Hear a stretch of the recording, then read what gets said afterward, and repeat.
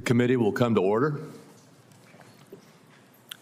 I would like to thank you, Secretary Bessent, for appearing before the committee today to discuss the President's fiscal year 2027 budget for Treasury Department and the administration's broader economic agenda. A central part of that economic agenda is driven by the landmark bill enacted by Republicans last year.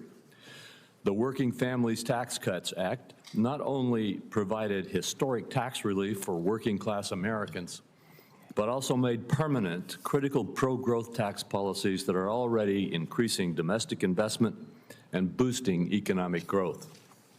The magnitude of this success to date was made possible by the work of the Treasury Department and the IRS in publishing immediate guidance on the new and restored tax policies in the lead-up to the 2026 filing season.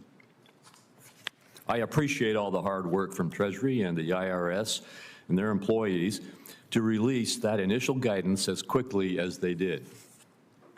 Doing so provided rules of the road for tens of millions of people claiming at least one Republican's signature new tax cuts, from no tax on tips and overtime to increased tax relief for our seniors. Contrary to the Democrat narrative that the law only benefits the wealthy, these policies were claimed by over 60 million American working-class citizens, nearly half of all filers. At the end of the tax filing season, over 7.5 million workers claimed the TIPS deduction. More than 29 million workers benefited from the no tax on overtime, and more than 35 million seniors' tax burdens were reduced, with an average additional deduction for them of over $7,500. Additionally, over 5.5 million children have already been signed up for the Trump accounts, in large part due to Treasury's work to implement and promote the program. These savings accounts offer an important opportunity for young Idahoans and children across the country to begin building financial security. Hardworking Americans kept more of their money this tax filing season, and millions of people got more money back compared to previous years. Over $320 billion was refunded to taxpayers, an 18% increase from the last filing season. I note that again, an 18% increase from the last filing season, with an average refund of nearly $3,300, more than an 11% increase on average. And even the average refund amount does not tell the whole story. Many working-class Americans who owed money when filing in prior years instead received a refund this year because of the Working Families Tax Cuts. Treasury's initial guidance has also helped the business provisions of the Working Families Tax Cuts, like full expensing for equipment and factories, to drive domestic investment higher, productivity higher, and wages higher for American workers. Nearly 26 million small businesses now have an increased confidence thanks to a permanent pro-growth 20% tax deduction. Estimates find that permanence will create 1.2 million jobs annually and boost small business GDP by $750 billion over the next decade. The permanent restoration of full expensing for U.S. research and development will support domestic innovation and growth by large and small businesses alike. To maximize that growth, taxpayers need additional clarity from Treasury and the IRS so that they can plan and invest with certainty. Issuing final guidance for these tax provisions will provide that certainty and further encourage domestic investment. Implementing the new provisions from the Working Families Tax Cuts was no small task, but the 2026 filing season proceeded smoothly for tens of millions of Americans. I look forward to hearing from you about plans for successful filing seasons next year, as well as the more work that needs to be done to implement the law and technological investments, get technological investments made to more modernize the IRS. Regarding IRS modernization, Ranking Member Wyden and I released the Taxpayer Assistance and Service Act earlier this year. This bipartisan bill, with more than 60 provisions and supported across the tax community, is focused on modernizing the IRS, improving the taxpayer experience, and strengthening taxpayer rights. Many Finance Committee member priorities are included in the bill, along with a series of long-requested provisions from the tax practitioners as well as the National Taxpayer Advocate. I look forward to advancing this legislation in the very near future and welcome any comments from you on it. Beyond tax administration, I'm hopeful for similar support as we move forward with other priorities with a bipartisan foundation in this committee, such as establishing clear and durable tax rules for digital assets. Mr. Secretary, we're very glad to have you with us today and look forward to your remarks. And with that, I turn to the ranking member for his opening statement. Thank you very much, Mr. Chairman. There is lots to work on. Now, colleagues, it was just a matter of time before the Trump administration set the new high-water mark for public corruption. That moment arrived a little more than 2 weeks ago with the settlement of Trump's ridiculous IRS lawsuit. This hearing is the first opportunity for Congress to examine it. So let's start by zooming out to get a full appreciation of how dirty this whole situation has been. Donald Trump sued his own administration for $10 billion over a tax return leak that happened on his watch. A judge appeared ready to toss the lawsuit, so Trump rushed a settlement for personal gain. The acting attorney general went out yesterday and said they're not moving forward with the $1.8 billion insurrection slush fund. The other part of this settlement apparently remains in place, and that is the part that presents the biggest direct benefit to Trump. Todd Blanche let Trump off the hook for potentially $100 million in back taxes by canceling what's reported to be a long-running dispute with the IRS. Then he let the entire Trump family and the Trump organization off the hook for any tax crimes they may have committed in the past. As of right now, everybody in America is subject to audit except the Trump family. Unfortunately, the Senate Republican leader was quoted this morning saying that this is business as usual, that it's a standard settlement. The reality is that's totally wrong. 2 former IRS commissioners have now confirmed that this is completely without precedent. It's the ultimate case of an ultra-wealthy individual living under one set of rules while everybody else lives under another, a crooked double standard that benefits Trump and family. I take it as an admission of his own guilt when it comes to tax cheating. Trump and his family have been stuffing every dollar they can grab into their own pockets. If everything was on the level, it seems to me he wouldn't need Todd Blanche to get the IRS off his back. Secretary Bessent owes the committee an explanation of what the Treasury knows about the dirty settlement. That's because his department was involved from beginning to end. Treasury was a defendant and a negotiator in the lawsuit. It was informed by IRS attorneys that Trump had no real case. And it sure looks to me like Treasury's top lawyer quit his job in objection to the settlement. This is an abuse of the IRS that goes way beyond anything that I have any familiarity with. My view is this committee needs to investigate this on a bipartisan basis. Blanche allegedly dropped the insurrection fund. Doesn't change that. So what's particularly shocking about a corrupt deal like this is it comes when so many American families are fearful about the economy. I was home last week having 4 town hall meetings in parts of my state that are bright red.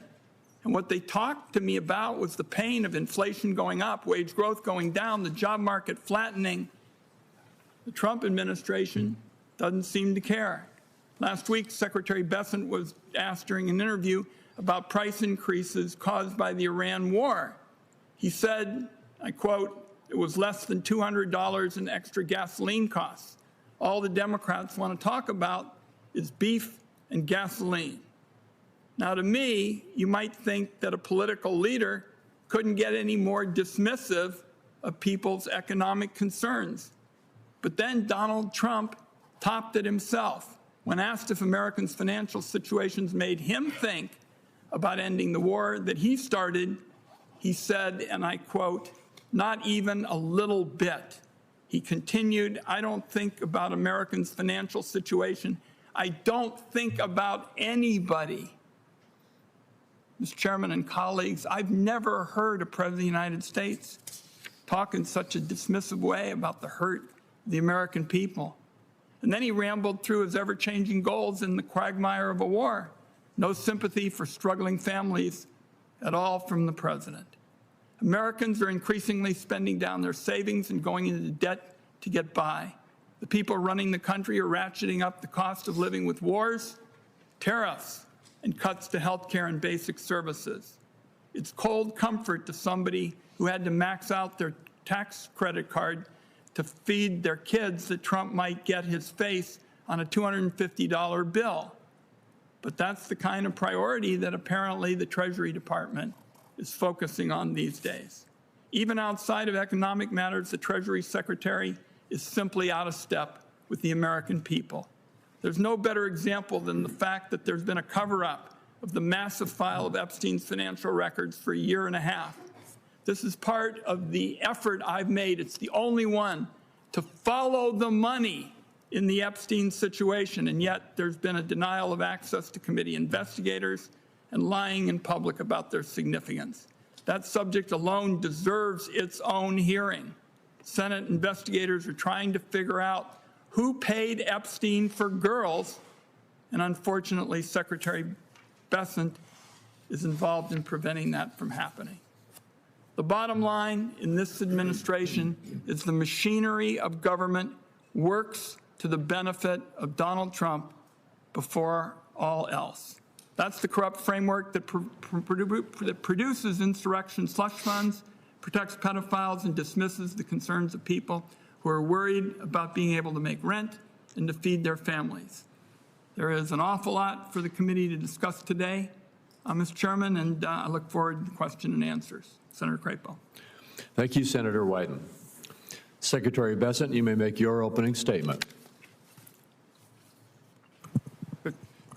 Chairman Crapo, Ranking Member Wyden, and members of the committee, thank you for convening today's hearing.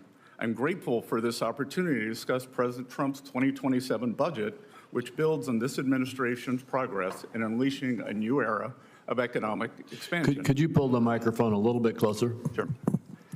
I last appeared before this committee just a few weeks before the Senate passed the working families tax cuts.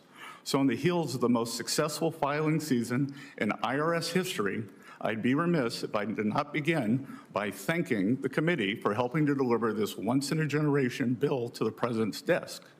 This day, under President Trump, we celebrated how much more money hardworking Americans kept, not how much the government took. Over 62 million tax returns claimed at least one of the president's signature new tax cuts. No tax on tips, no tax on overtime, deductibility of American car loan interest, and enhanced deduction for low and middle income seniors. All told, the average refund increased by over 11%, with refunds increasing by 18%. But as important as what this legislation achieved is what it prevented. If opponents of the working family tax cuts had their way, our economy would have absorbed the largest tax hike in its history, over $5 trillion. 90% of American taxpayers would have seen their standard deduction slashed, while 40 million families would have seen their child tax credit halved. Instead, this committee held the line, and the American people had a better tax day because of it. Notably, President Trump's pro-growth policies don't stop at putting more money back in the pockets of working middle-class families. They extend to placing the American dream within the closer reach of their children. For context, nearly 40% of Americans have no exposure to our great U.S. equity market, no stake in the companies they helped to build. Trump accounts represent a profound imagining reimagining of that arrangement. They will ensure that every American child can benefit from private ownership and compound growth, that every American child, in short, is born a shareholder. To date, nearly 6 million Trump accounts have been opened, with 1.4 million eligible for the $1,000 seed contribution. Of course, as his tax cuts deliver relief for working-class Americans, President Trump's economic agenda is bolstered by two other distinct but reinforcing levers: trade and deregulation. Let me briefly address both in turn. First, the president is undeterred in his determination to open markets for U.S. goods and services while rebuilding U.S. manufacturing capacity. Over the 12 months ending March 26, the trade deficit for goods declined by approximately $370 billion compared to the same time frame ending March 2025. The economy has added 313,000 net private sector jobs and 13,000 manufacturing jobs in the past 2 months. Firm capital expenditures rose at an annual rate of over 17% in the first quarter, and companies are investing trillions to build and expand here at home. American industry is winning again to the benefit of American workers. A whole-of-government approach, meanwhile, is coupling our manufacturing revival with a great regulatory reset. Properly calibrated regulation is essential for economic growth, capital formation, employment, and higher wages.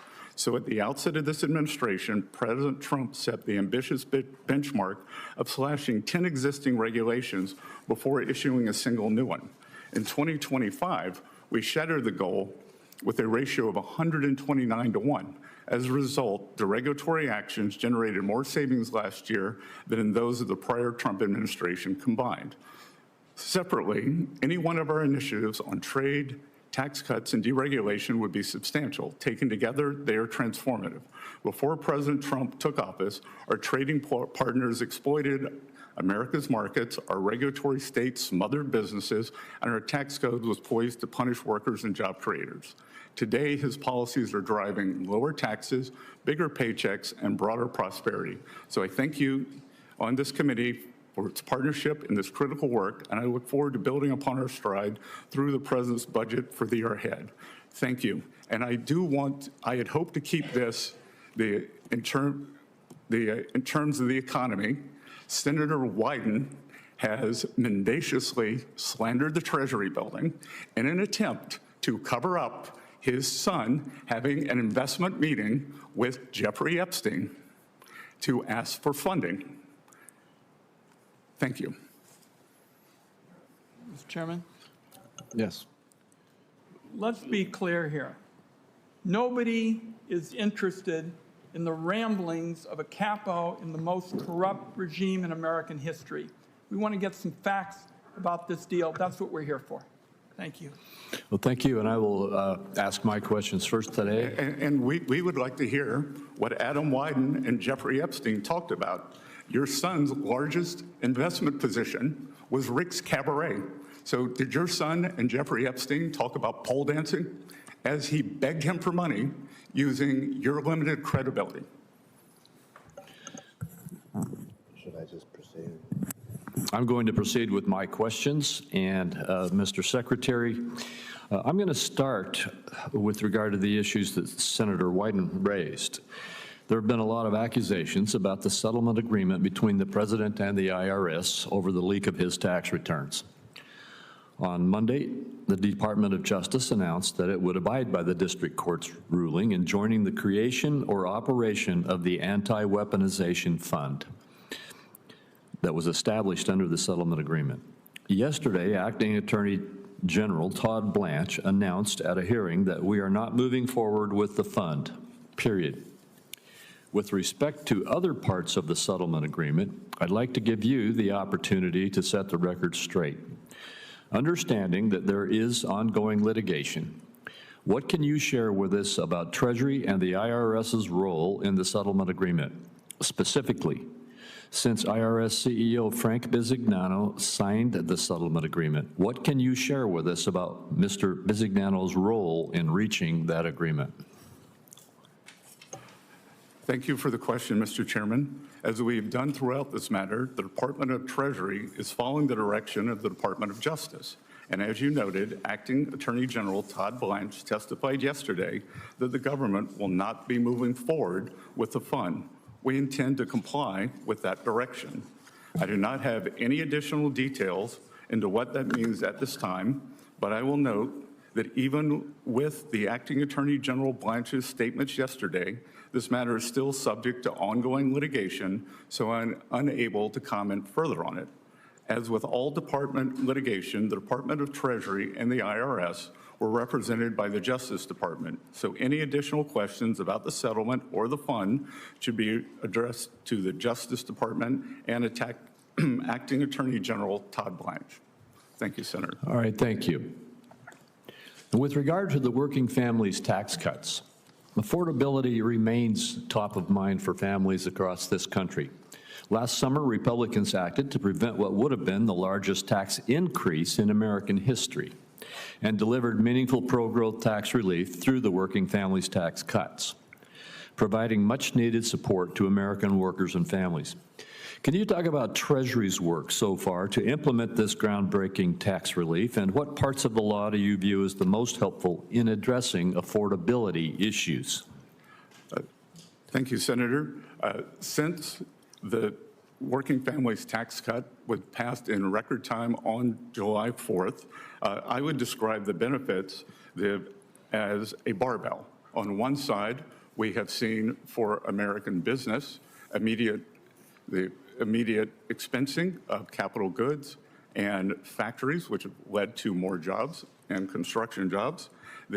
On the other side, we have seen the president's signature policies: no tax on tips, no tax on overtime, reduced taxes on Social Security, and deductibility of American-made cars on the loans for those.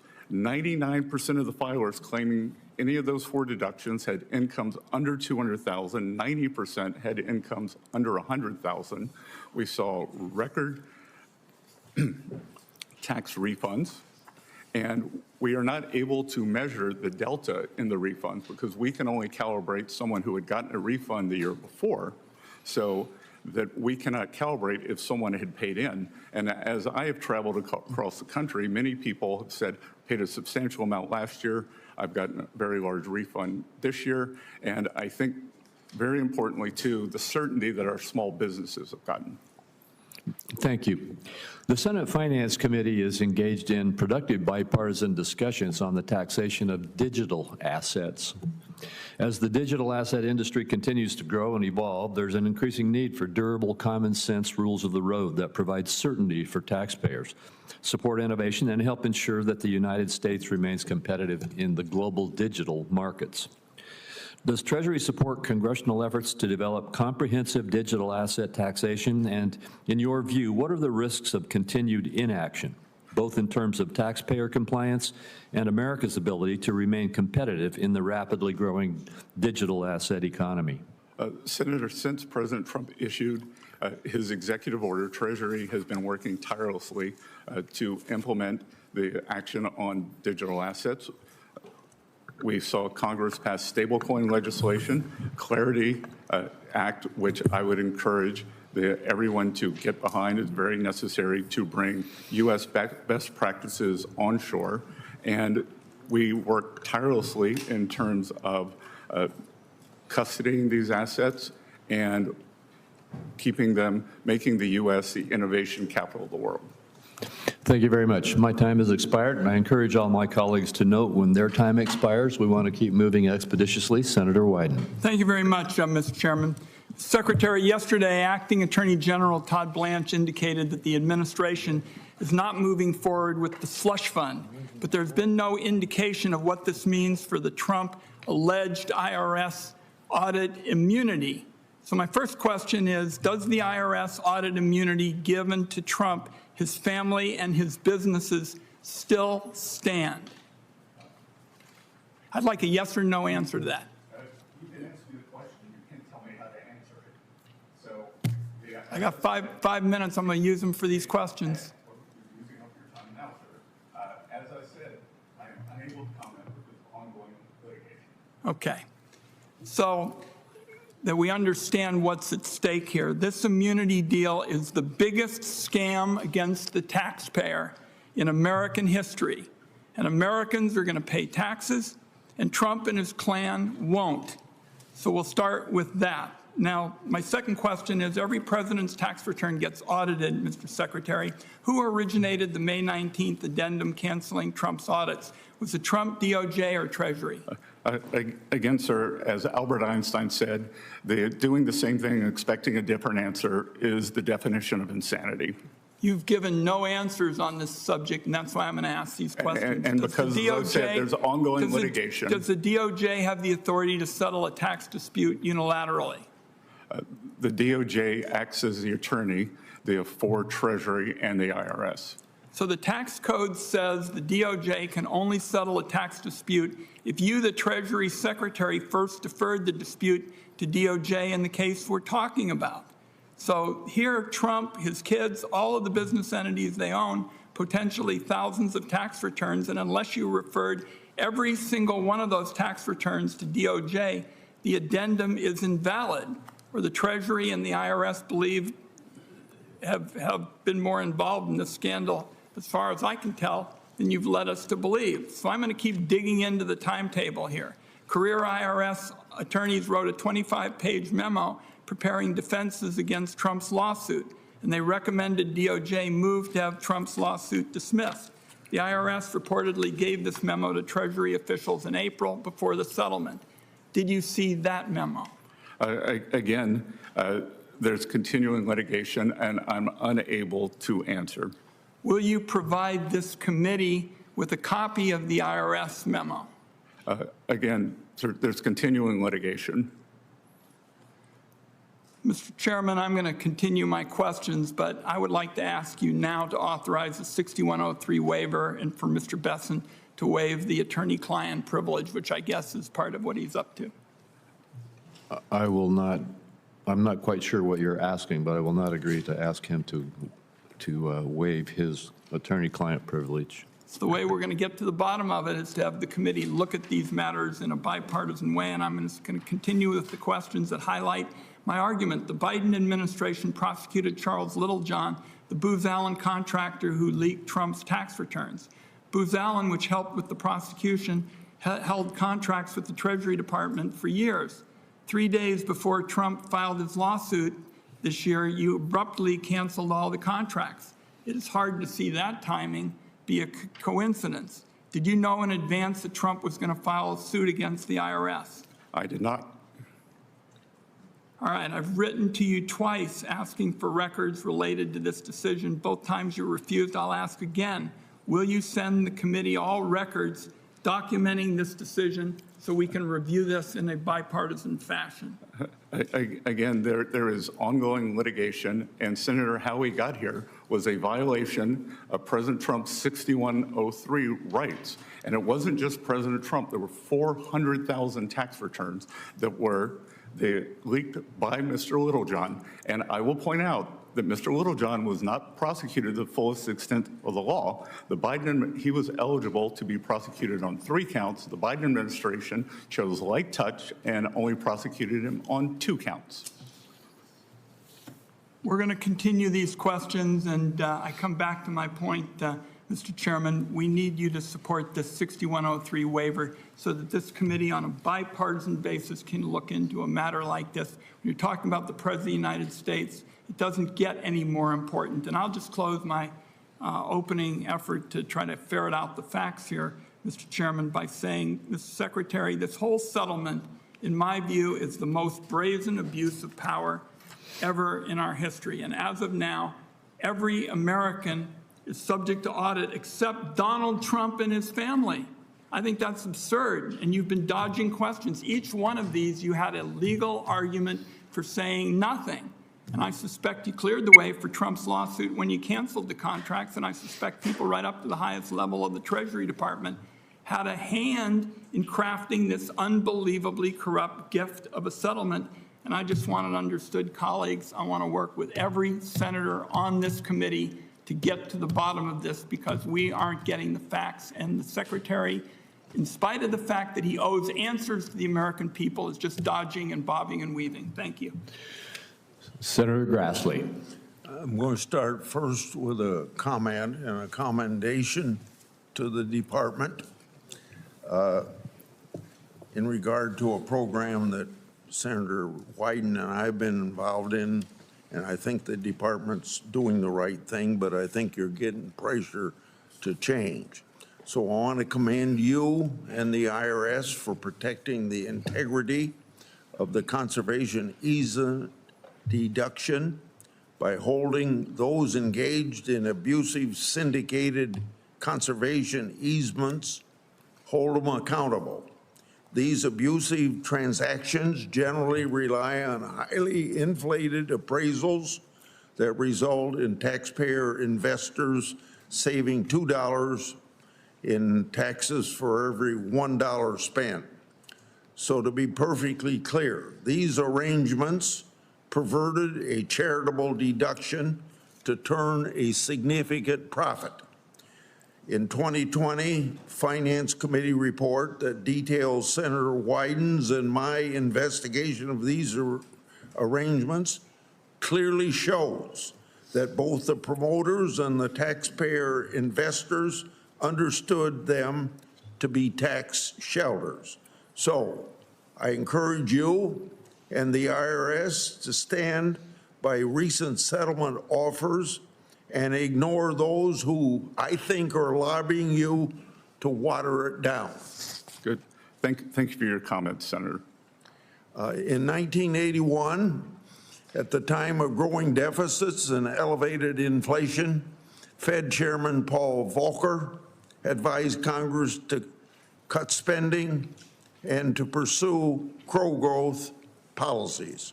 He urged Congress to focus on reforms that would incentivize Americans, in his words, to invest, to save, and to work.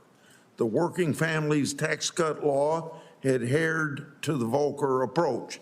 It reduced spending by over $1 trillion while making provisions of the 2017 tax law focused on spurring domestic investment permanent, like full expensing for new factories and factory improvements. How important has the working family tax law been in terms of promoting economic growth, job creation, and wage growth? Senator, it has been essential to the success that we have seen. For the past 4 quarters, the U.S. economy has grown at 2.6%. And that is despite the Democratic government shutdown in the fall, and that is despite the Iranian conflict, which will make our country safer. And what we are doing on the household side, as I said, almost 50% of the tax returns we received had one of the president's 4 signature policies. On the other side, the pro-growth, the tax policy for our corporations, immediate expensing of capital equipment, of structures, including farm structures, and the 100% expensing for R&D, and certainty, Senator. It is the certainty that allows both big and small businesses to be able to plan for the future, for hiring, for capital expenditures, and it is this capital stock and investment that generates high after-tax returns and increases productivity, and if productivity increases, or what increases real standards of living, sir. This will have to be my last question. You've been a proponent of targeting annual deficits of 3% of GDP, which roughly aligns with the post-World War II average. During the last 2 years, the Biden administration, we saw a deficit of 6.2% and 6.3%. In 2025, President Trump's first year in office, a deficit came in at 5.8% of GDP. How does President Trump's budget and deregulatory agenda ensure the annual deficit stays on a downward trend towards that 3% that you advocate? Senator, as I said all the way back as far as my confirmation hearing, we do not have a collections problem. We have a spending problem. And we have a growth problem. So if we can constrain spending and grow our economy, then we have the ability to pay down debt and get back to the 3% target, which I believe that we can achieve something with a 3 in front of it by the end of President Trump's term. Thank you. Senator Warner. Thank you, Mr. Chairman. Secretary Bessent, good to see you again. Good morning, Senator. Yesterday, the administration took an action that, again, I thought I could no longer be surprised, but I was surprised. The president put in Bill Pulte as the Director of National Intelligence. Now, I know it's not your area, but the whole law that was set up establishing the Director of National Intelligence was to make sure that this position was filled by someone with a great deal of national security experience. Now, Mr. Pulte currently is within your domain. Do you know, does Mr. Pulte even have a security clearance? Senator, I do not. Okay. In being head of the FHFA, isn't that a full-time job? It's a very important position. Yeah. So the notion that Bill Pulte is going to remain as head of the FHFA and moonlight as the Director of National Intelligence, I don't understand. But to me, it seems insulting to the thousands of men and women who work in the intelligence community. Again, Mr. Pulte reports to you. No, it's an independent administration. Well, but within. Or let me just ask. Let me ask you this: how would you describe Mr. Pulte's temperament? I spoke with Director Pulte yesterday and congratulated him and said I look forward to continue working with him on FHFA matters and wished him luck as he gets up to speed in D&I and told him that we had several pressing issues on Iran. So you're totally comfortable with the notion that Mr. Pulte, who at least in press reporting, you've had quite a number of differences with, is going to be able to do both the Director of FHFA and the Director of National Intelligence? Well, sir, many teams squabble in the locker room and go out in the field. Okay. Well, Mr. Pulte has had a record of not respecting confidential information. He has weaponized mortgage information. I think everyone would at least acknowledge the factual basis of that, and the idea that he's going to suddenly be given the keys to the most classified secrets that keep our country safe. I just would have wished that someone in the White House would have gone to the emperor and said, on this one, you got no clothes. And it's an embarrassment. Let me get to another topic. Agentic AI, I think there's great promise from AI. There's also downsides, but as we think about agentic AI agents, I'm sending letters on this. I think we need a strong fiduciary regime around those agents. I mean, one bank said to me recently, if your agentic AI agent goes off and buys a bunch of retail stuff for you and you get it home and then a human being says, I don't want this stuff, who bears the burden?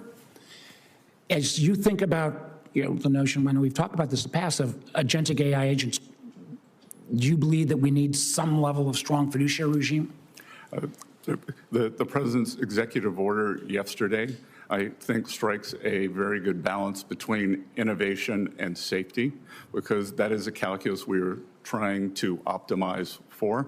I've been in contact with all of the large language model labs. I was in San Francisco on Saturday meeting with them, and we have convened at Treasury, we have convened the largest banks, and they are working diligently on their standards because by their nature, they have the strongest cybersecurity departments. I think that the rest of industry can learn from them. Well, again, we may agree to disagree. And the notion that a simply voluntary regime, fiduciary duty would imply some duty. I've talked to many of the banks. They think with Mythos, they are totally unprotected. And the idea that we're going to have only a voluntary regime, I believe will put our banking system at risk, clearly our national security at risk. And I felt like the president's earlier draft made a lot of sense. I was very disappointed. It was watered down, adhered to the Senator, chairman's. the only difference in the draft was 90 to 30 days. Secretary Bessent, well, the draft I saw earlier had a stronger than strictly voluntary regime. But I want to get my last point in quickly.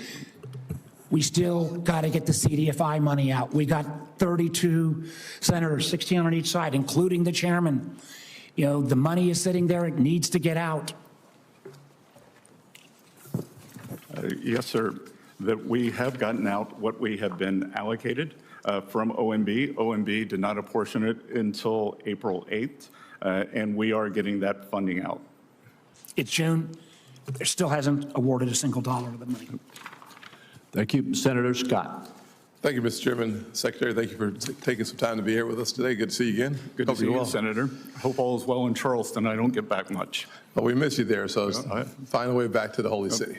We need to see you more often. Let me just first say to you, and particularly to your staff as well, on the issue of home ownership. As you know, we worked in the banking committee for a long time on the 21st Century Road to Housing. Your team has been fantastic to work with. And frankly, this is an issue that is not a Republican issue or a Democrat issue. Every member of the Democrat side of the aisle, as well as Republicans, work together hand in glove to make sure that we keep America's priorities first. And that makes 2026 the year of affordability. Your team has been fantastic to work with on the issue of housing, so I want to say thank you on that one. Number two, I will have a question for the record around an issue of 45Y clean electricity production tax credit is an issue that I would love to get a response from you, not now, but later on. But I do want to ask you a question, Mr. Secretary. As you know, economic security is national security. And the Treasury Department plays a critical role in the United States national security apparatus. With the emergence of digital assets, I was curious if you could touch on the Treasury's role in fulfilling President Trump's executive order that set up the Bitcoin Strategic Reserve and digital asset stockpile. Could you give me an update on where things stand with the implementation of the executive order? Yes, sir. And I couldn't agree more with you that economic security is national security. I gave a speech at the Reagan Library outlining my thoughts on that and how for 25 years the U.S. has been asleep, and under President Trump's leadership, we are moving forward very quickly on that. And part of that is our digital assets initiative. The Strategic Bitcoin Reserve is something this is new technology. This is new ground. We are proceeding with all deliberate speed, and we are making sure that as we are doing this, in this complicated process, that we use best practices and things will be durable for the future. And I look forward to working with you and your team on that. Absolutely. And I look forward to the Clarity Act being passed this summer. Great. Thank you.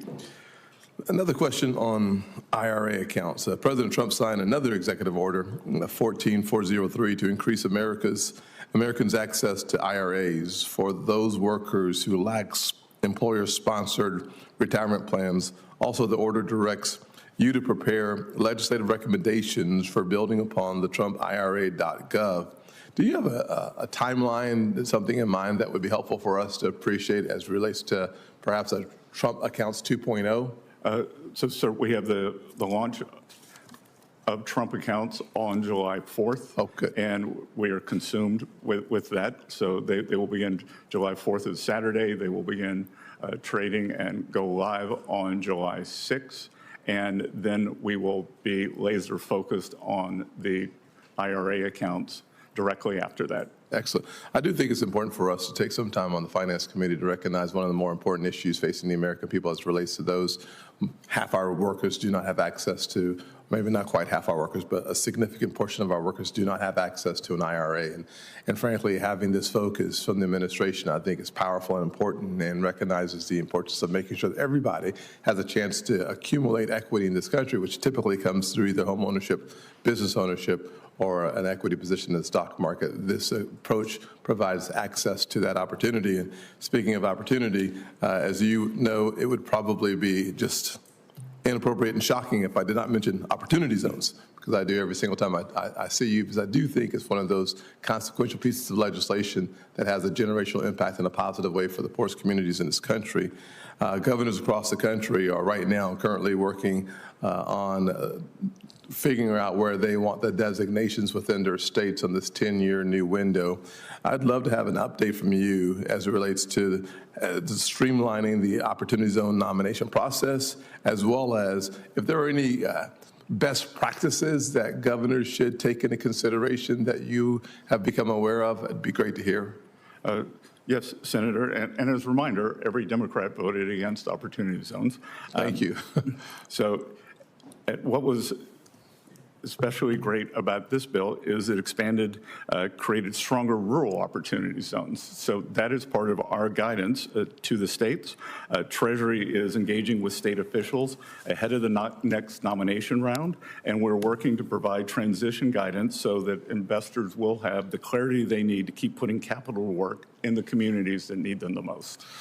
Mr. Chairman, I know I have 2 seconds left, so I'll use those 2 seconds pretty quickly here. Here's a bipartisan piece of legislation not supported by my friends on the other side, but every mayor that I've run into around the country, blue or red, love opportunity zones. Thank you. Yes, and Senator, several of your colleagues from the other side of the aisle have called me because they were distressed that their state may be losing an opportunity zone. And I pointed out that they had voted against them, but because of your goodwill, we would be working with them. God bless you. Yes. We all love opportunity zones.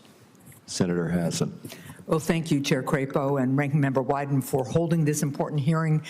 Good morning, Secretary Bessent, and thank you for testifying. Good morning. I want to start with a question that I think should get bipartisan support. The Treasury Inspector General for Tax Administration recently said that the Treasury could prevent $1 billion in fraud if Congress moved up certain deadlines for businesses to file information returns. This would help give Treasury the information it needs earlier in the year to stop fraudsters from stealing taxpayers' identities and their tax refunds. Will you commit, sir, to working on a bipartisan basis with members of this committee to advance this proposal and help the Treasury stop identity theft and fraud? We look forward to working with both sides of the aisle on that, Senator. Thank you very much.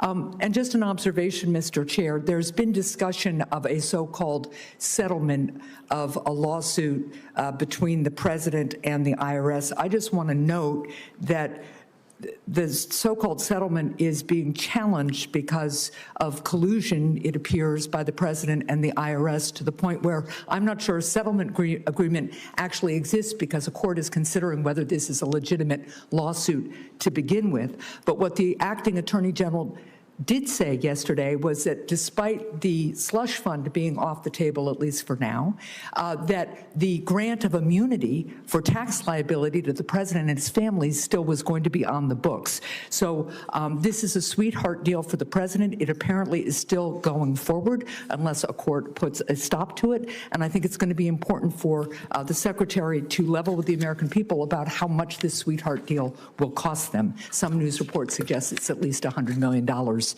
just off the top.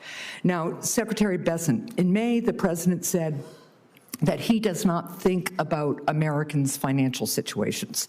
Do you think about the financial situation of the American people? I do, and as the ranking member distorted my statement, as he often does, I had prefaced my statement with, we understand that these are challenging times for the American people, that we will get over this, and that at present, the average household has paid about $200 more in gasoline. Well, we think about this every day. Well, I'm glad that you do. Do you think your boss should too? I believe his remarks were taken out of context. No, look, here's what he said. He said, quote, I don't think about Americans' financial situation. I don't think about anybody. So I'm asking you, that's the direct quote, do you think about how the American people are paying more for gas, groceries, and utilities, since the president clearly said he didn't? And you speak with the president regularly. Are you trying to tell him the truth about how much costs have increased for the American people? Well, Senator, I'm going to have to disagree with you on some of that, because I have groceries are going down. And to be clear, since President Trump took office, Food prices, or as many people like to call them, groceries, food at home in the statistical data, is up 2.5%. When's the last time you were in a grocery store? Because my husband and I were just in one. And look, the average Granite Stater, has paid, let me be clear, the average Granite Stater has paid $3,000 more since Donald Trump took office for basic goods and services. Meanwhile, the country lost 100,000 manufacturing jobs in 2025. So do you tell the president this information or not? Again, Senator, except for inflation, which is, I believe, going to be a short-term blip, the economic data is very strong. The jobs data has been very strong. The manufacturing ISM has been very strong. No, actually, that's incorrect. So let's move on, because what's clear to me... Which part was incorrect, Senator? No, what is very clear to me is that neither you nor the president nor this administration are willing to acknowledge how much more people are paying at the gas pump, at the grocery store, in utilities, for health care, for all aspects of American life, nor have you acknowledged the number of manufacturing jobs that were lost in 2025. Now let's move on to another issue. Americans are paying 2.5% more for groceries since President Trump took office, which is half the annual amount under Biden administration. We're not talking about Biden. We're talking about this administration and its promise to lower costs, and the fact that this president says he doesn't care. Now, let's go on to it. Mr. Secretary, my time is limited. I'd like to reclaim a little bit of my time because I have one more question. The administration has claimed that its top priority is lowering costs for American families, but the president instead continues to pursue vanity projects at a significant cost to taxpayers. He requested $1 billion for the White House ballroom, spent $45 million on military birthday parade, proposed a $100 million arch at Memorial Circle, and now Treasury is planning production of a $250 bill with his face on it. Mr. Secretary, how does the president's requested $1 billion ballroom or all of these other vanity products lower costs for American families or help constrain spending? Senator, first of all, you're incorrect. There is no cost to the American people. If there is a new bill for the ballroom, the decorative part of the ballroom is privately funded, and everything that you were talking about. The president requested $1 billion for the White House ballroom in our budget. He has spent $45 million on a military birthday parade. So look, it goes on outside my office every day. I've watched it progress, and it is national security matters that the $1 billion is for. That's ridiculous, and I think you know it. I'll yield back my time. Thank you, Mr. Chair. Senator Johnson. Thank you, Mr. Chairman. Mr. Secretary, I don't recall back in, let's say, June of 2022, when the average national price of gasoline was $5 a gallon, when we were experiencing 40-year high inflation, about 9%. I don't recall Democrats being all that exercised and coming to these hearings and battering the Biden administration officials of why living is so unaffordable. Do you recall that back in 2022, 2023? Well, what I do know, sir, is that pyromaniacs like fire, so they can't stop talking about what they did. And as I was trying to tell the senator, since President Trump came into office, food at home has increased by 2.5%, moving back toward the Fed's 2% level, and every year averaged 5%. So it is half the price. We elevated the level. And to be clear, Senator, what we have not heard is an apology to the American people. So the other thing we haven't heard is a concern over the massive amount of fraud that we are being told about every day.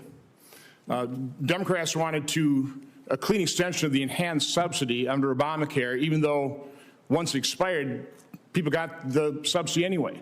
But they could care less that there may be 6 million people now is what the current estimate is. 6 million people, or phantom people, taking advantage of those subsidies, costing the Treasury $25 to $35 billion a year.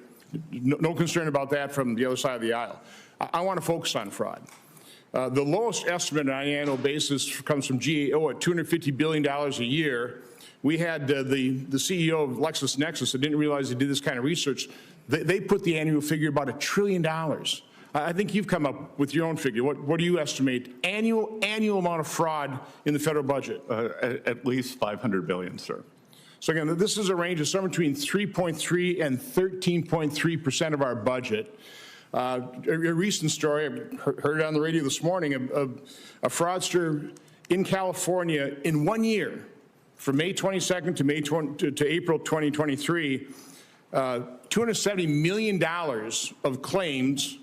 He was paid $178 million in fraud in California out of Medi-Cal. Do you have any idea how much, okay, he's been prosecuted, he's been convicted. Do you know how much of that $178 million was recovered? Sir, what I can tell you is once the money goes out the door, it's very difficult to recover. The best way to prevent the fraud is to prevent it before it goes out the door.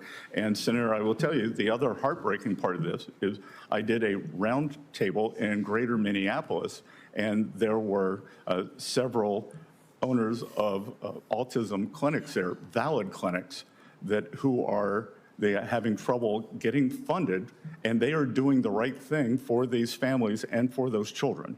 Right, so the fraud prevents the money going to the people who truly need it. It's really intended for. And that's my point. I don't think this is up to date, but it's the most recent figure we have. The Department of Justice publishes their list of indictments and prosecutions. About $4.7 billion is being prosecuted out of a total of somewhere between $250 billion and $1 trillion in fraud. So I know Dr. Oz suspended payments to, 400 hospice centers in California? In Los Angeles has a third of all hospice centers. They suspended payment to 400, and not one of them complained. Why wouldn't one of those 400 hospice centers not complain about losing their funding? Again, Senator, we could speculate that it's fraudulent, and the key here, Senator, is transparency. We need to be able to see where this money is going. For everything that went on in Minneapolis and Minnesota, there was transparency. There was a list of the Laring Center. You were able to see, receive this much. This is the address. These are the people. But Democrat government officials ignored that transparency, didn't they? It was right. They had access to it. They ignored it. Well, they ignored that. But in many states, like New York State, Illinois, they refuse any level of transparency. I believe that's true of the governor of Wisconsin as well, refusing to turn over records on some of the welfare benefits that Wisconsinites get, correct? Should be a bipartisan issue, sir. So what can you do?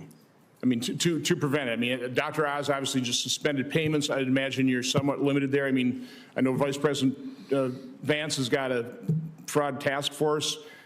We've got to get our arms around this, and we're not going to get any help from the other side of the aisle, so it's going to have to be done through executive action. What can you actually do? We are supporting Vice President Vance in this task force. There has been a new Assistant Attorney General appointed to do this, and this is an all-of-government effort by the Trump administration. Well, we wish you luck. It's crucial. Thank you, Mr. Chairman. Thank you. Senator Whitehouse. Thanks very much. Secretary, welcome. Have you identified any precedent in Treasury or IRS history for the agreement not to audit, investigate, or pursue any tax claims against the Trump family or businesses? I can't identify any precedent where 400,000 tax returns, including the people you just mentioned and all of their employees, were leaked in a violation of one of the most sacred duties of the IRS. So let me cut to that then. Senator. The leak was by a contractor.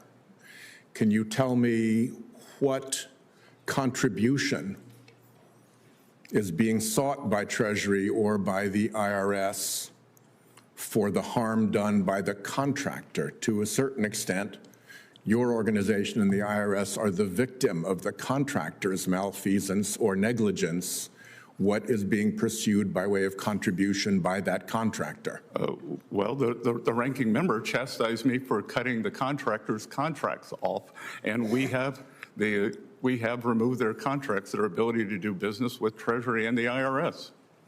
But there is no contribution into this particular case? Again, Senator, you weren't here earlier, but I'm unable to discuss most of this because of ongoing litigation.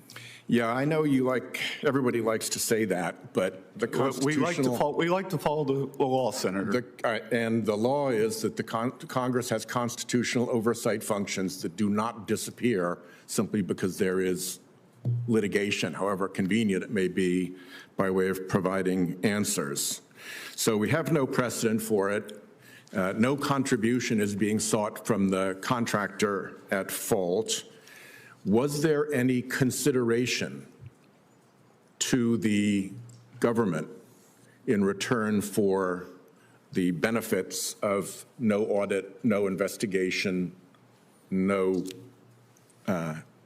challenge or pursuit of refunds or other penalties? Again, Senator, I'm unable to comment because of litigation. Treasury is represented by the Department of Justice in all matters. They act as our attorneys, so I would suggest that you direct your questions to Acting Attorney General Blanche. Yeah, well, I've had a lot of times people who are before us invite me to ask my questions of somebody who's not before us, but you're the one who is before us, and I think you ought to know if there was any consideration offered or paid in return for that settlement. It's a very simple fact question. Was there or was there not consideration?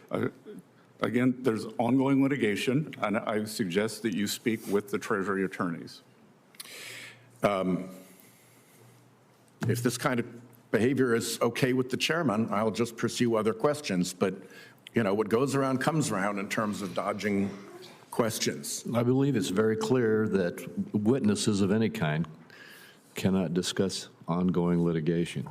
They can certainly discuss a fact that they are aware of. The fact that there is some litigation out there doesn't mean that a witness can't say, yeah, there was no consideration, or yes, there was consideration. Was there a defense analysis memo? It's referenced in the judge's decision in Florida. Was there a defense analysis memo prepared by the IRS? And more specifically, did you see it? Again, I'm not going to be able to comment on these matters. Mr. Chairman, this just makes no sense at all. I've been a lawyer all my life. I have some idea of what is protected when you have a ongoing bit of litigation. Whether this individual has seen an official memo from within his own department is a very simple question to answer, and I think it's completely inappropriate to have this game of dodgem be pursued without any consequences. Well, last of all, here's another question. Was there any analysis of what harm befell President Trump from having his taxes released when every president since Nixon released their taxes and he had promised to? Did anybody analyze whether there was actually any harm at all to him in those circumstances? So there was a crime. President's rights under 6103 of the IRS code was violated, and equally as important, 400,000 taxpayers had that right violated, including every employee of the Trump administration, the housekeepers at Doral, the greenskeepers, and the cashiers. And you're welcome to pursue all of that, but it doesn't answer the question of whether the president actually suffered harm. And you're not answering that question either. Senator Cortez Masto. Welcome, Secretary Bessent. Let me ask you this on a separate subject. Federal law prohibits the image of a living person from appearing on a U.S. currency, and that includes the President of the United States. Isn't that correct? That is correct, Senator. Thank you. There's reporting that your U.S. Treasurer, Brandon Beach, and his senior advisor, Mike Brown, have been repeatedly urging staff at the agency's Bureau of Engraving and Printing to prepare prototypes of the note a $250 bill with President Donald Trump's face on it. And in fact, in August and September, Beach provided Bureau staff with mock-up designs for the note, including one that shows President Donald Trump's face in the center of the $250 bill between the signatures of the president and your signature. It is also reported that the artist who said he designed the mock-up told the Post that he had spoken with Trump about it. Is it true that your staff is pursuing a mock-up of this bill with President Trump's face on it? That was in coordination with pending legislation in the Congress to change the requirement that a person must be deceased to be on the currency. So you're acting before legislation has even passed to authorize it, is that correct? Just as we did with the Working Families Tax Cut, we were prepared in advance. At Treasury, we do things in advance. My predecessors seem to scramble to do things at the last minute. So if the law does not pass, do you intend to still move forward without the authorization from Congress? Of course not. We will follow the law. Thank you. Let me ask you this question with respect to the agreement and the lawsuit settlement that a lot of my colleagues have been talking about, shielding the president, his family, and corporations from any future audits. You are the acting IRS commissioner, correct? That is incorrect. What is your position right now with the IRS? My term expired. So you have no position with the IRS whatsoever? The IRS is a bureau that reports to Treasury. When there is no commissioner, those duties float up to me.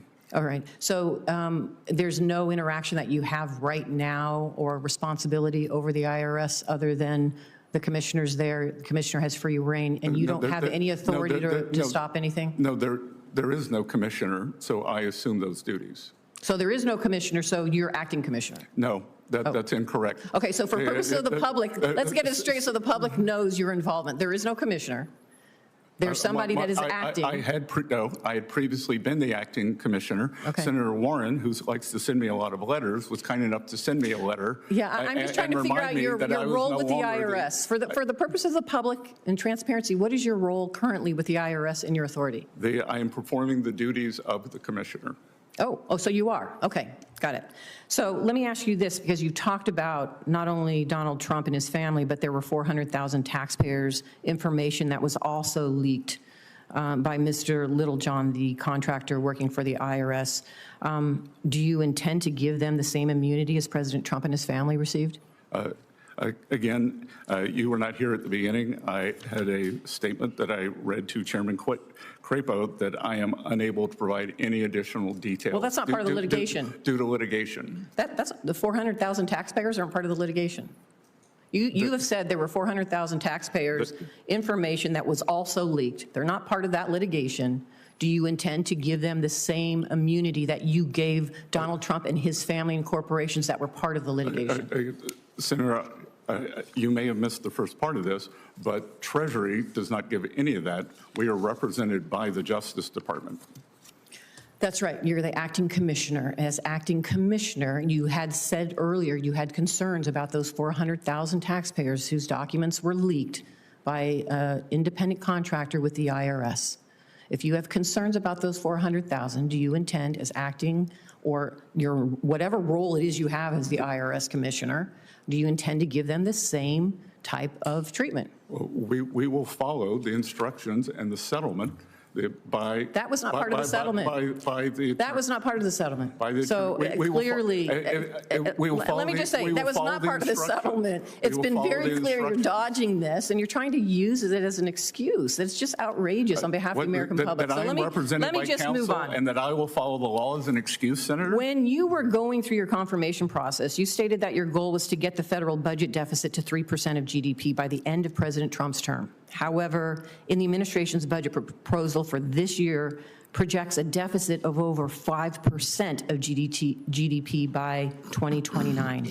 Do you no longer intend to achieve that 3% goal? I do. I said something with a 3 in front of it.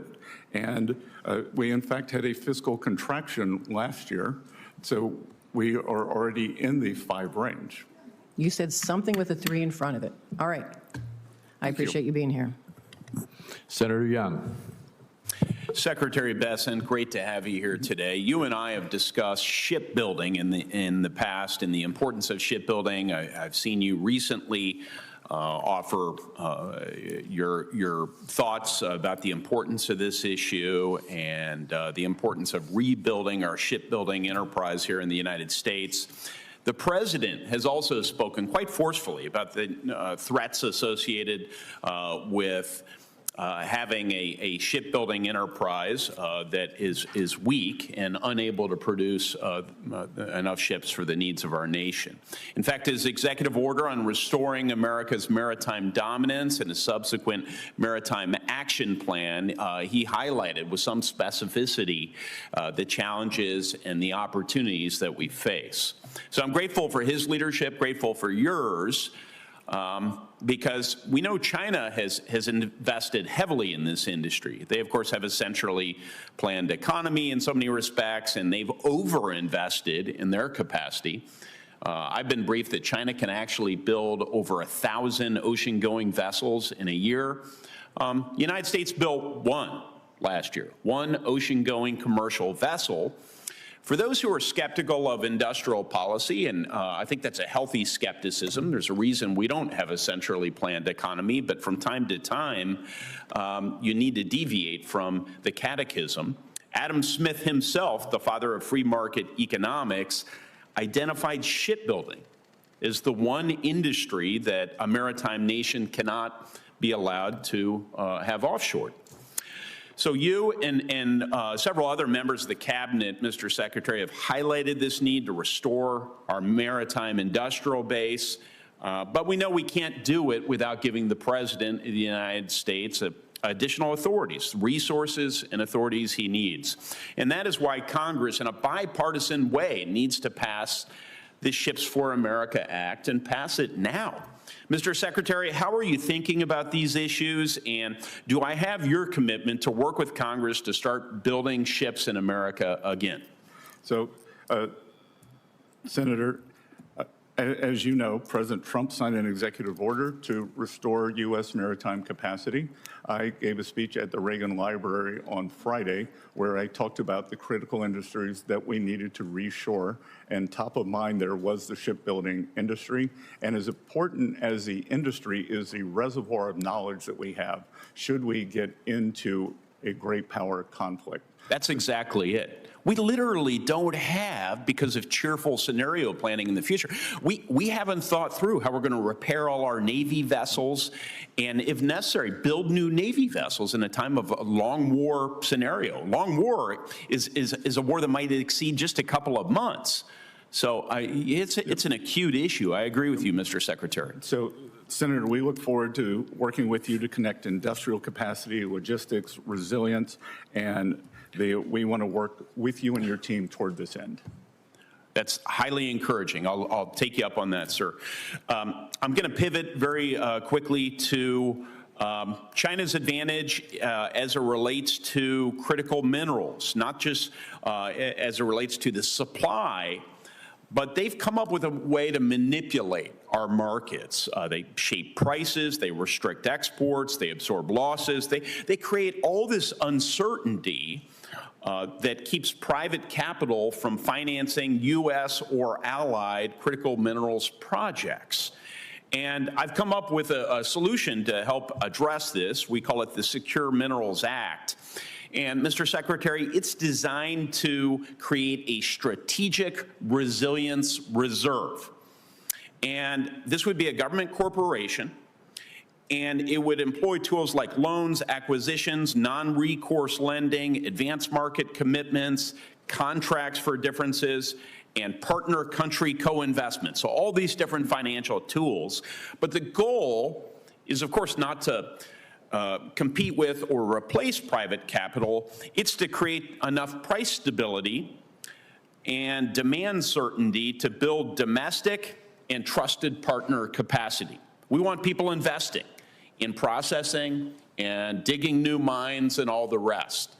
So, Mr. Secretary, as the administration considers tariffs on processed critical minerals and derivative products, my question is, should those tariffs be paired with a financing mechanism like the Strategic Resilience Reserve to make the capacity we need commercially viable? So through Exim Bank, we are working on Project Vault to do much of what you were talking about.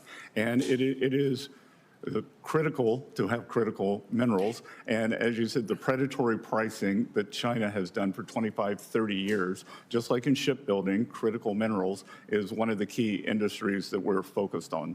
Well, my hope would be that I can work with you to give more legal certainty to that very important project, Project Volt, you're working on, so that after the Trump administration leaves, which will just be in a couple of years, there can be a legacy of enduring law and operations so that we've addressed this challenge related to our critical minerals vulnerability. Might I work with you on that effort? We look forward to working with you, Senator, and it is a priority for this administration and for Treasury and indeed for myself. Thank you, Mr. Secretary.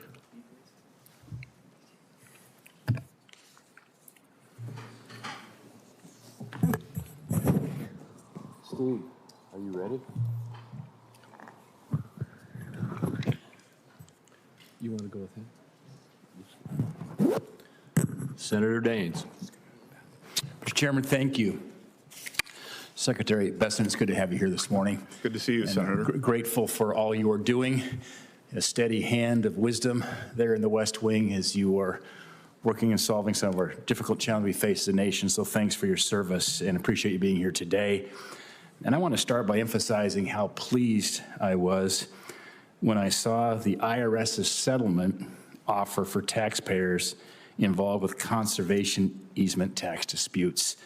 For years, I've been sounding the alarm here on Capitol Hill on the abusive, syndicated conservation easements that falsely were claiming a charitable donation solely to turn a profit. And I'm an avid outdoorsman, guy from Montana. Protecting our farmers and ranchers and championing conservation is one of my biggest priorities as I represent the state of Montana here the past 13 years. I know this is a shared priority for you in this administration, which is why I commend you for your help in implementing and enforcing this settlement. So it's a thank you. Good. Thank you. I also want to thank you for your hard work as we work together over much of the last year on the Working Family Tax Cuts Act that was passed and signed into law. We're seeing some great results in Montana. In fact, Montanans received an average nearly $3,600 tax cut on their tax return this year, and about 105,000 Montana small businesses will benefit from permanent tax relief through that 20% pass-through deduction. And we know the pass-through side of the equation actually supports more jobs than the C-Corps side. So we did something here that's going to be helpful to create more jobs and, importantly, job growth and income growth here for so many American people. And Senator, I have very clear recollection of you in the cabinet room expressing to myself, White House staff, the president, the need for permanence. So I think that will be one of your great lasting achievements once you retire. Well, Secretary Bessent, thank you. And I know we both knew that permanence was an important part of the equation to remove the uncertainty that is oftentimes found in the tax code with expiring tax provisions. And there's enough uncertainty on Capitol Hill, sadly, that happens because of whether it's overreach in regulations or uncertain tax policy. But to take that off the table, I think was one of the great achievements that we faced, but thank you for your kind words. And I do think that we're going to see the benefits of this bill for many years to come. On Capitol Hill, anytime we pass something that's 800 pages plus in length, usually the more you dig into something, the worse it gets, oftentimes with big pork barrel spending bills. In this case, the more you dig into that working family tax cut bill, the better it gets. Sir, the statistics are unbelievable. We saw at the IRS that 61 million filers, they filed for at least one of the signature policies, and we are seeing an industrial renaissance because of the immediate expensing for equipment, factories, and farm structures.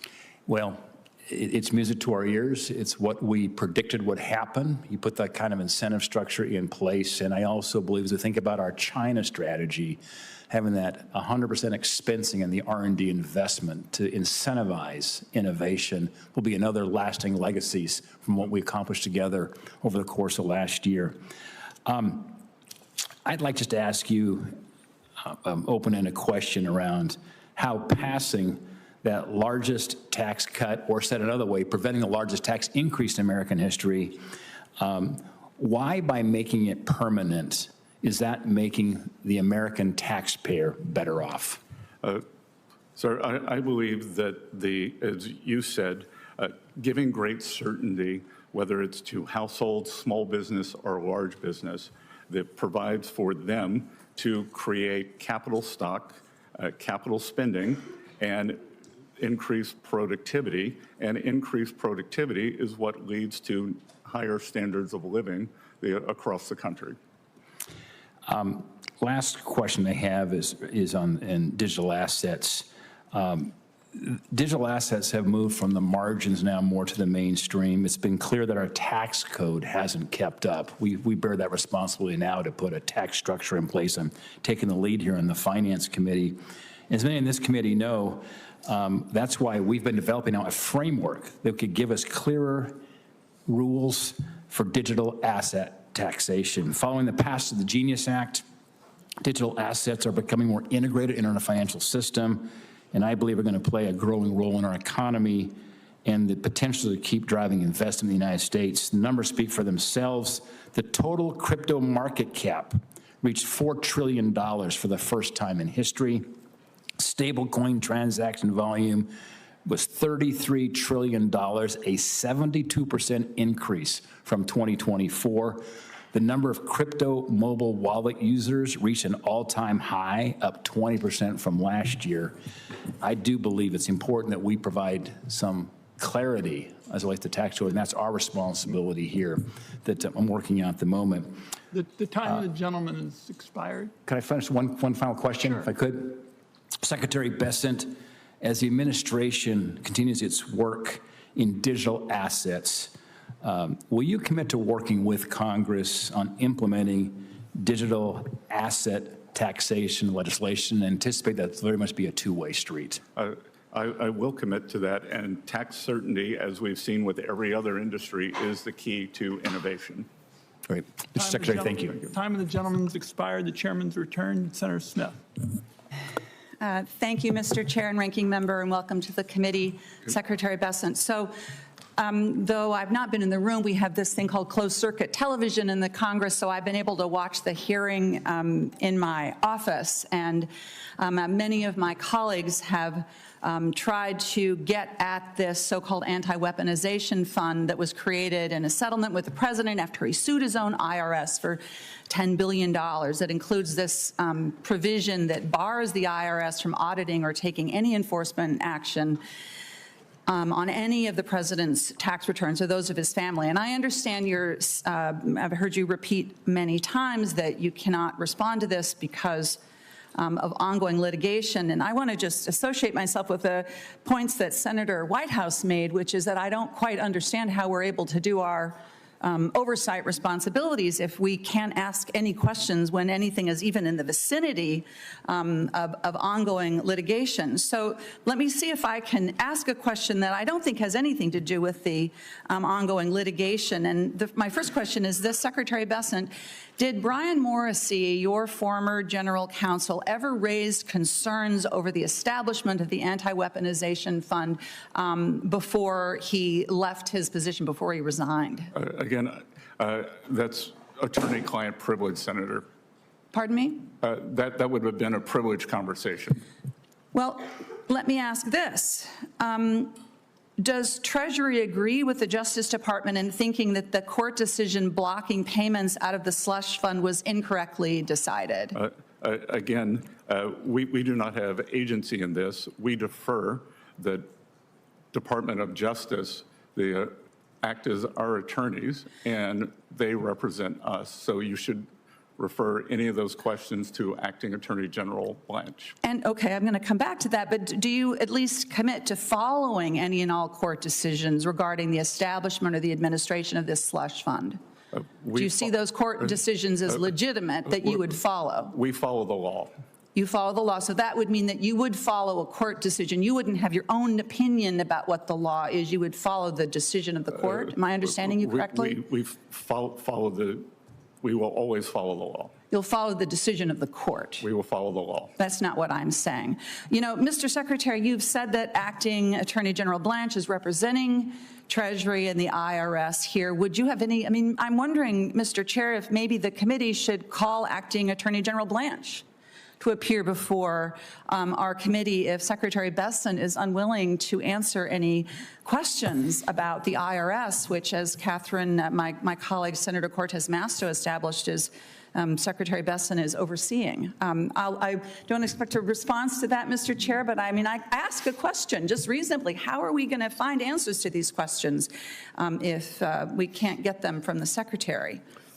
Well, as the Secretary has said many times, exactly the attorney-client privilege and the relationship they have with Justice Department requires him not to answer the Senator, question. you asked if I would follow the law on a court ruling. I am following the law here, and yeah, what I noted, Secretary Bessent, is you didn't say that you would follow the court and their interpretation of the law. You said you would follow the law, which is different, as we know, with this administration. But I have just a few minutes, a minute and a half left. I want to get actually to the farm economy. This is something that you and I have discussed many times, starting when you first came into my office. You called yourself a soybean farmer, though I think that Minnesota farmers would differentiate between wealthy landowners who rent their land versus people who actually do the farming. But I can tell you that in Minnesota, Mr. Secretary, a lot of farmers are really feeling the pain. According to the Farm Bureau, farm bankruptcies were up almost 50%. This last year, Minnesota has the most farm bankruptcies in the country in the first quarter of 2026. And the Farm Bureau tells us that 6 out of 10 farmers are reporting declining financial situations. So it's rough out there. Fertilizer prices are up, diesel prices are up. Could you just explain to me and to farmers in Minnesota how those increased prices driven by the war in Iran are worth the pain that they are feeling right now? Senator, do you believe that Iran can have a nuclear weapon? Mr. Secretary, this is my time to ask you the questions. How do you respond to Minnesota farmers who cannot afford the fertilizer they need? I think if you were to look in the dictionary, the definition of a farmer is someone who owns a farm and farms the land. And so as a former farmer, I will tell you that, and maybe you know, that 75% of the fertilizer had already been purchased this year. That is not what my farmers in Minnesota are telling me, sir. They are telling me that they cannot afford their fertilizer, and they know the reason why. They know the reason. There is no doubt that farmers have been struggling, but much of that there was a record crop last year, Senator, and what do record crops lead to? What my farmers are telling me. Lower prices. So I'm sure I will take that back. I will take that back to my producers in Minnesota, that they have somebody in this Department of Treasury, a former farmer, who is feeling their pain. Thank you. Senator Lankford. Mr. Chairman, thank you. Mr. Secretary, thank you. You know, a year later, after passing the Working Families Tax Cut Act, I have to tell you, it's been remarkable how fast Treasury has moved on implementation in a lot of the areas. We worked a lot together on things like full expensing and making that permanent and trying to be able to get that established long-term. That makes an enormous difference for our farmers and ranchers that are trying to buy equipment right now to be able to do that expensing. Commodity prices are down. Fertilizer prices are up. But I would tell you fertilizer prices started spiking under the Biden administration, not in the past 2 weeks here, and certainly not in the past 2 months. Gasoline prices now are what they were during the Biden administration, a spike, and there wasn't a war in Iran. And under the Biden administration, we had 9% inflation during that time period. So there's been a tremendous amount of growth in the economy here, which I appreciate your partnership on. We've also worked a lot on the charitable donation side of things. And I appreciate the substantiation requirement information that Treasury and IRS has put out. That helps a lot of folks that are donating now to nonprofits and the work that we've done together. There is still work to do on the donor advised funds. There were some Biden administration regulations that came out that were directly targeted at the donor advised funds that have caused real problems. Those are folks that are directly helping nonprofits and charities all over the country on it, but they're feeling some real pain from some additional changes in regulation. So I know this administration has been very aggressive at reviewing regulations and looking at it. I would only ask you to review as well the Biden administration regulations on donor advised funds, because that's directly taking money away from people that need it the most and folks that want to be able to help. Senator, I will be happy to instruct our Office of Tax Policy to work with you and your staff on this. I know it's an important issue for you. It is. Thank you. Look forward to that cooperation together, just to be able to look at it, to be able to make sure the regulations work for every American. I want to talk a little bit about what you've done so far on the sanctions on drug smuggling, and specifically targeting all of these cartels that are in Mexico and in Central America and South America, and trying to be able to go after that. You've seen some progress. Some new techniques have been done to be able to target individuals and entities to try to limit the amount of smuggling. I want to just get an update from you. Dollars have been allocated. You've asked for additional dollars directly related to terrorism and drug smuggling cartels. This is a budget hearing. What's happened so far? How have those budget dollars previously been used? What are you asking for additional dollars for in that? So, Senator, we have designated the Mexican cartels as foreign terrorist organizations. We have also put in effect on the U.S.-Mexican border in certain counties what are called geographical targeting orders, so that we can better identify problems in our banking system and money that is being laundered through sooner. And this is a combination through FinCEN, the Crimes Enforcement Network, and OFAC. So if we use FinCEN to follow the money, and then OFAC has been used to sanction, we sanctioned about this time last year 2 Mexican financial institutions that were riddled with drug money. So you're doing the same thing to a lot of these, the shadow fleet that's out there moving Iranian oil and others as well. Give me an update on success dealing with that, targeting specific sanctions on Iranian illicit movement of oil and other goods that they're trying to be able to move. We began with a maximum campaign pressure in March of 2025. We have continued that, and approximately 7 or 8 weeks ago, the President instructed me to take it up to maximum. We call it Operation Economic Fury, and the Iranians, one of the many mistakes they have made, was targeting with missiles their Gulf neighbors. We have good partners in the Gulf, but many of them were not completely transparent with us what may or may not have been going on in their banking system, and we have achieved a much greater level of transparency, and we have seized a substantial amount of crypto assets. We have sanctioned ships, and in fact, the Navy has seized some of these ships, and we are tracking mostly the IRGC funds, and we are freezing those for the day that they can be given back to the Iranian people. Okay, I look forward to that. I know just got a few seconds left. In Oklahoma, we had a massive influx of Chinese illegal aliens that moved into our state, set up illegal grow operations for marijuana, and started shipping it literally all over the country. It was a tragic thing to be able to watch what happened to the human trafficking, the labor trafficking, the sex trafficking that these Chinese individuals were doing into my state, not only trying to be able to purchase land and to be able to set up this operation. I want to be able to follow up with your team on just ways that we can work on following the money of illegal Chinese money coming in to buy American farmland, and to also try to be able to control some operational locations near some of our sensitive sites. And what you're doing there, I know you're doing a significant amount of sanctions on drug issues and such, but want to be able to just follow up on that. We look forward to working with you on that, Senator. Thank you.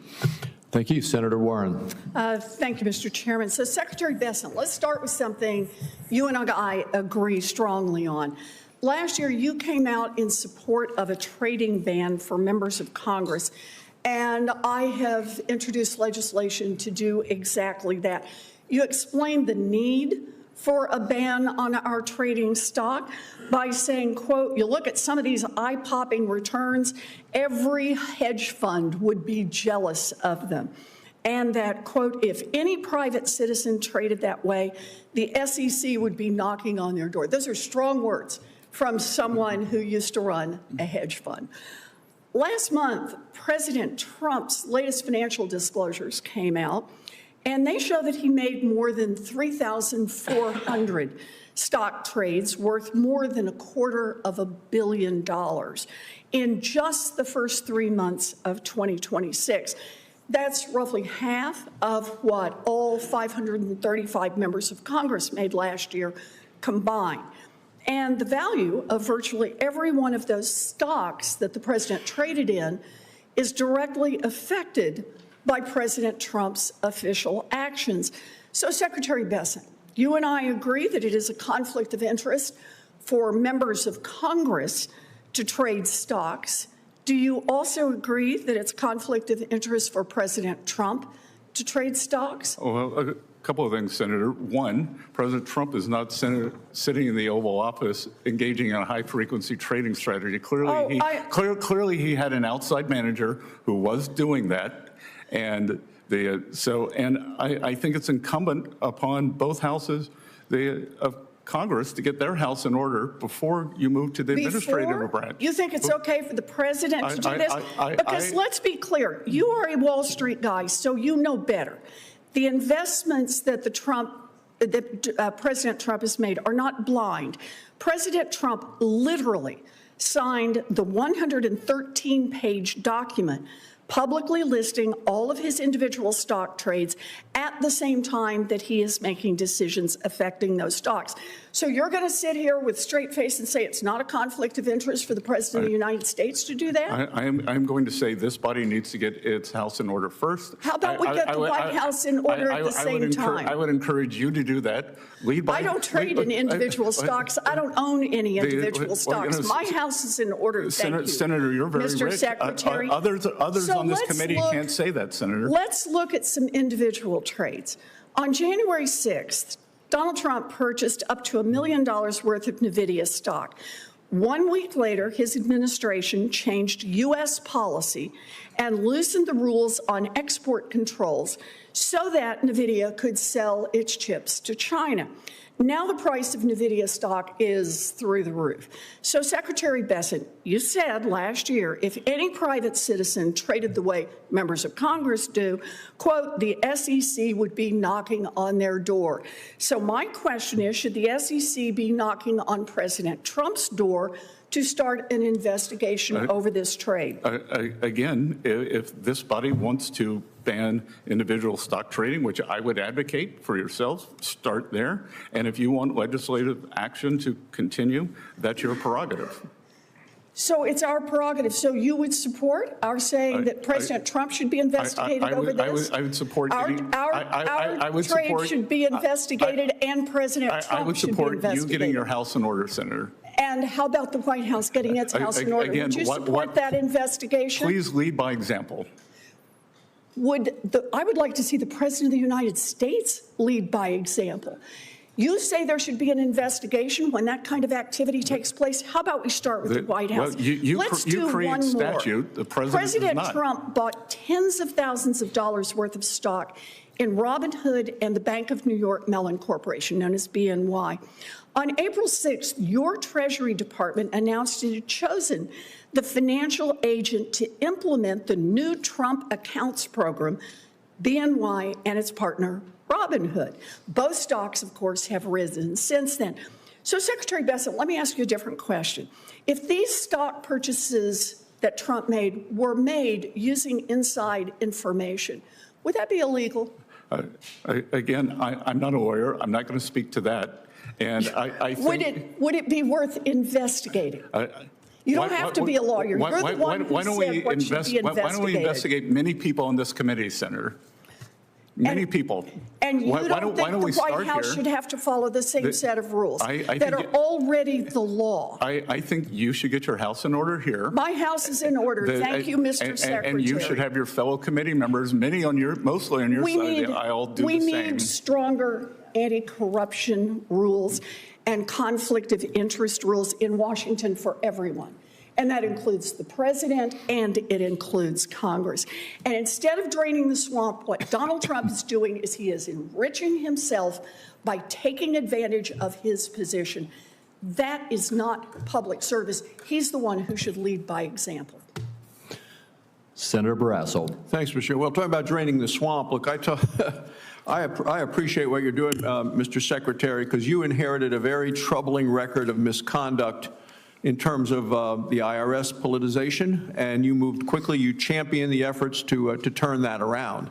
We saw under the Obama administration, the IRS spent years systematically targeting conservative nonprofit groups, Tea Party groups, faith-based organization, Christians, conservatives. The Biden administration and their IRS continued that same pattern. I think a recent Department of Justice report noted the Biden IRS investigated churches based on what their pastors preached. We can go on and on about the Bible teachings that were typically affiliated with Republican Party. Those were being attacked by previous administrations. So this wasn't, to me, tax administration. This was government intimidation. The American people aren't standing for it. Can you tell us what the Treasury Department has done to ensure that something like this, that these targeting by the previous administration and the Obama administration as well, that these persecutions are going to stop? Senator, thank you for the question. We are working to ensure that this will never happen again. Never happen again. It was an egregious example by the Biden administration, by the Biden Justice Department, by the Biden IRS, and back to other IRS, the Obama IRS. There was a famous case with that. And we have made it clear that 6103, which is taxpayer privacy, must be adhered to. I want to talk about the tax cuts we were able to pass last year, and you were so helpful in our efforts to get the Working Families Tax Cuts bill passed. We see now with the tax returns this year, over 60 million Americans have claimed at least one of these Republican new tax cuts, neither no tax on tips, no tax on overtime, the senior deduction, refunds are up, paychecks are bigger. I think it's important for families to know all of the things that are in this legislation. You and I have talked about it, but I continue to travel as do other members around our home states, and some people aren't aware of many of the things that are advantaged here. How is the Treasury Department ensuring that families across the country can access everything that this law has to offer them? So I've traveled across the country, as have many people on my staff. We push out to members on both sides the benefits and the breadth and depth of the tax bill, which was passed July 4th. And we're on what I would call a carousel of pushing out the most important parts of the tax bill. For instance, on the school choice, we are working actively with states, red states and blue states, to make sure that dollars can go into those states, either for public, private, or additional tutoring. I want to ask about an issue of retirement security, because about 50 million Americans have no access to a workplace retirement plan. And in Wyoming, that's about 65,000 independent truckers, contractors, ranchers, other self-employed individuals, as we see all across the country.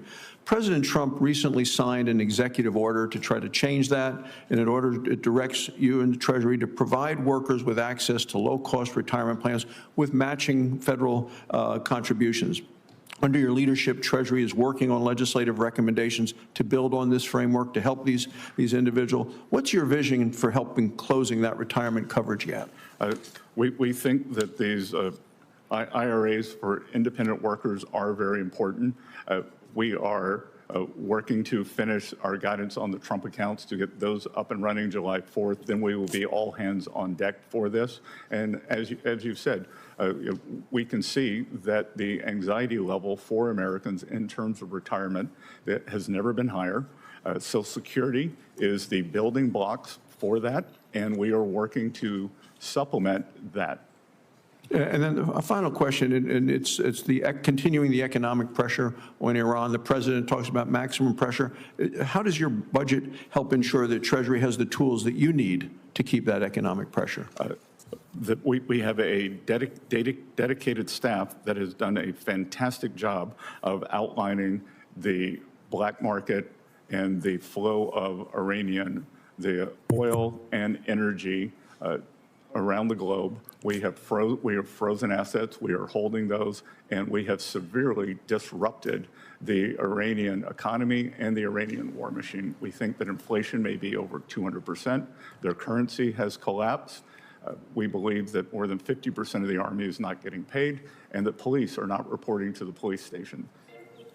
Thank you, Mr. Chairman. Thank you. Senator Lujan. Thank you, Mr. Chairman. Secretary Bessent, should Americans who illegally evade their taxes be investigated and prosecuted? Yes.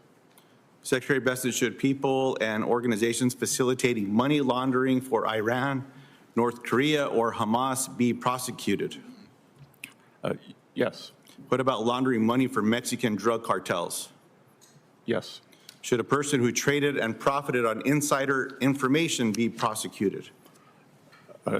According to the law, they should. Appreciate that. Mr. Secretary, as a result of President Trump's $10 billion lawsuit, the Department of Justice, on behalf of your department, settled with President Trump by creating a $1.776 billion slush fund to pay for his supporters and criminals. Were you either directly or through your staff asked to sign the original agreement? Again, Senator, you were not here at the early part of the meeting. I saw you on TV. Well, congratulations, and you would know that I'm unable to answer those questions, and they should be referred to Mr. Attorney Secretary, General Blanche. what about the addendum to this agreement? Are you familiar with what the addendum is? I'm not sure what you're referring to. Are you familiar with this giveaway from the IRS that says President Trump and anyone that knows him or does business with him or part of a business, they get off scot-free? Are you aware of this? Again, I refer you to Attorney General Blanche. Are you Attorney General Blanche's client? The IRS and Treasury are a client of the Department of Justice. So is that a nice way of saying yes? You're a client, he's your lawyer. He represents. You're the secretary, are you the Secretary of Treasury? Yes is the answer. The Department of Justice. Scott Bessent, let me ask you this question, sir. Are you the Secretary? In my personal capacity, Tom Blanche is not my attorney. Correct, sir.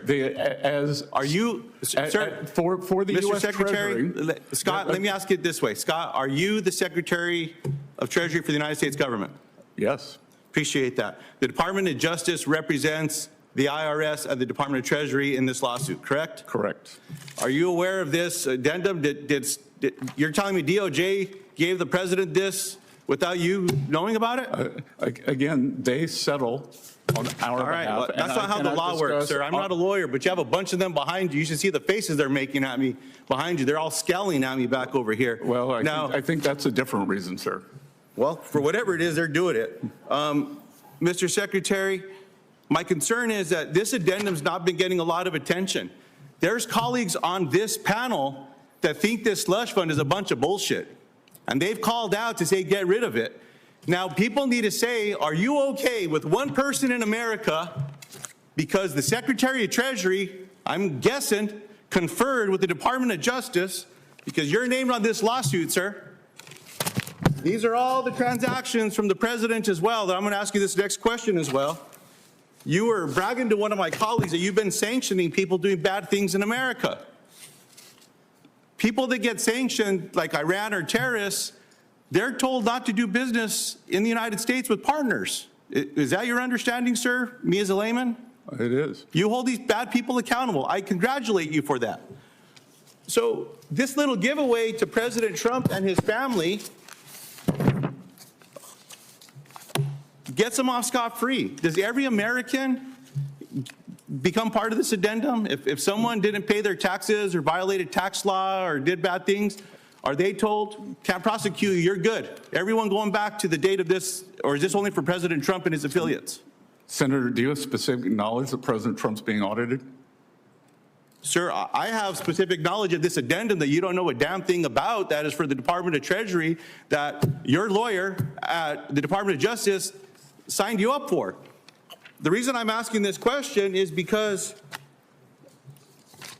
President Trump's sons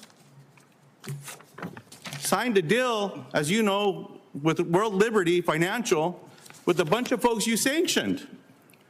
And now, as part of this, there's an addendum that says President Trump and his kids and anyone affiliated with him, I don't know if it's current wives, former wives, people that just did transactions with him, they're off scot-free. That, you know, that has a new way, a new ring to it, this thing, scot-free, because the Department of Treasury and the IRS is not going to go after him, sir. This is wrong. This is lawless. I hope our colleagues will look at this addendum. If I could offer this into the record, Mr. Chairman, for those that haven't seen it yet. Without objection. Come on, man. There's a better way of doing this, sir. That's all we're saying here. So, look, I appreciate it if you don't want to talk about a lawsuit. That's your prerogative to answer that way. But to say that you as a client, as Secretary of the U.S. Treasury, does not know what the Department of Justice is giving away to people, come on, man. That's just not on the up and up, sir. I hope we can do better. You don't understand the way the protocol works, and we receive advice and accept their settlements.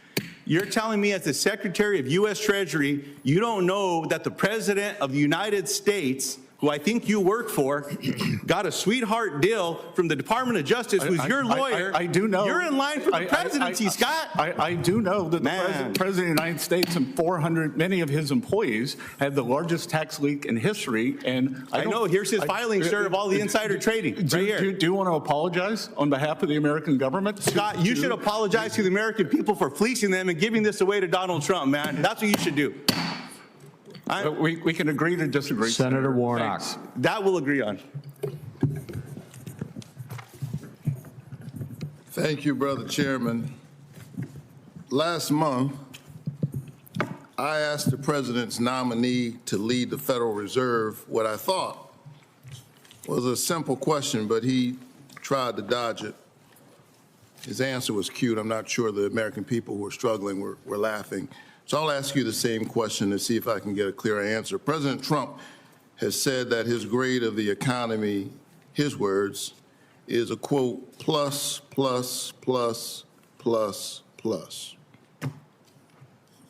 He said this before he sent energy and gas prices soaring with this illegal war in Iran, a war that's costing taxpayers billions of dollars. $1 billion or more per day, turbocharging inflation. So I'll ask the Secretary of the Treasury the same question. Given all of the challenges facing ordinary Americans, our political differences aside, what grade would you give the U.S. economy right now? Which challenges other than temporarily elevated prices would you identify, Senator? I'm asking you, what grade would you give the economy? I think we have the makings of one of the strongest economies in history. We've had 2.6% growth. And core inflation had dropped. Food inflation since President Trump began, as much as you all they want to disagree. I got it. It's 2.5%. So you agree with the president? You would give the economy a plus, plus, plus, plus, plus. I think we have all. From where you sit. I think we have all the makings for a very strong economy. I think that we have temporary elevated prices that will come back down. I got it. So you're telling Americans it's not so bad. Americans give the Trump economy a failing grade. You and I can disagree, but this is not about us. They give the economy a failing grade because they can't afford anything. Folks back at home at Georgia, whom I represent, are struggling. Let me finish. To just make their lives work. And they know President Trump's Iran war and the tariff taxes are only making things worse. Talk to farmers in Georgia, they'll tell you that. But I'm not so sure folks fully grasp the long-term crisis that's also brewing for our children and our grandchildren. Wars do not pay for themselves. And this year, under the Trump administration's economic policies, the $31 trillion national debt exceeded GDP for basically the first time since World War II. Think about that. Now, to be fair, debt did exceed GDP during the COVID-19 pandemic, but that was only briefly, as GDP crashed as a result of a once-in-a-century pandemic. The big ugly bill alone will add nearly $5 trillion to the national debt, something that I do care about, and I think it matters. I think it's interesting that Republicans talk about it when Democrats are in charge, but I haven't heard much discussion about the national debt lately. According to our nonpartisan scorekeepers in the Congressional Budget Office, it will add $5 trillion to the national debt. Do you still think that driving deeper into debt to extend billionaire tax cuts were a good investment? Sir, that 90% of the filers who availed themselves on President Trump's signature policies make below $100,000. And if you want to know who is responsible for the American people, you all torched them during the Biden administration. I'm not sure if you were part of that. But we had 21.5%. Look, Joe Biden has been out of office 2 years, and the fact that you all keep talking about it tells you everything. Sir, I'm asking you a basic question. Do you think that going into debt to extend billionaire tax cuts was a good investment? Yes or no? I disagree with the categorization of billionaire tax cuts when, in fact, most of the tax cuts went to working Americans. Senator, you are quoting the Congressional Budget Office, which, according to the Yale Budget Office, the Yale Budget Lab, the Yale Budget Lab is a bunch of Biden hacks. Oh yeah, okay. Well, you should talk to the people in Georgia. They will tell you, sir, that whatever tax relief you think you gave them was more than taken up by these tariffs.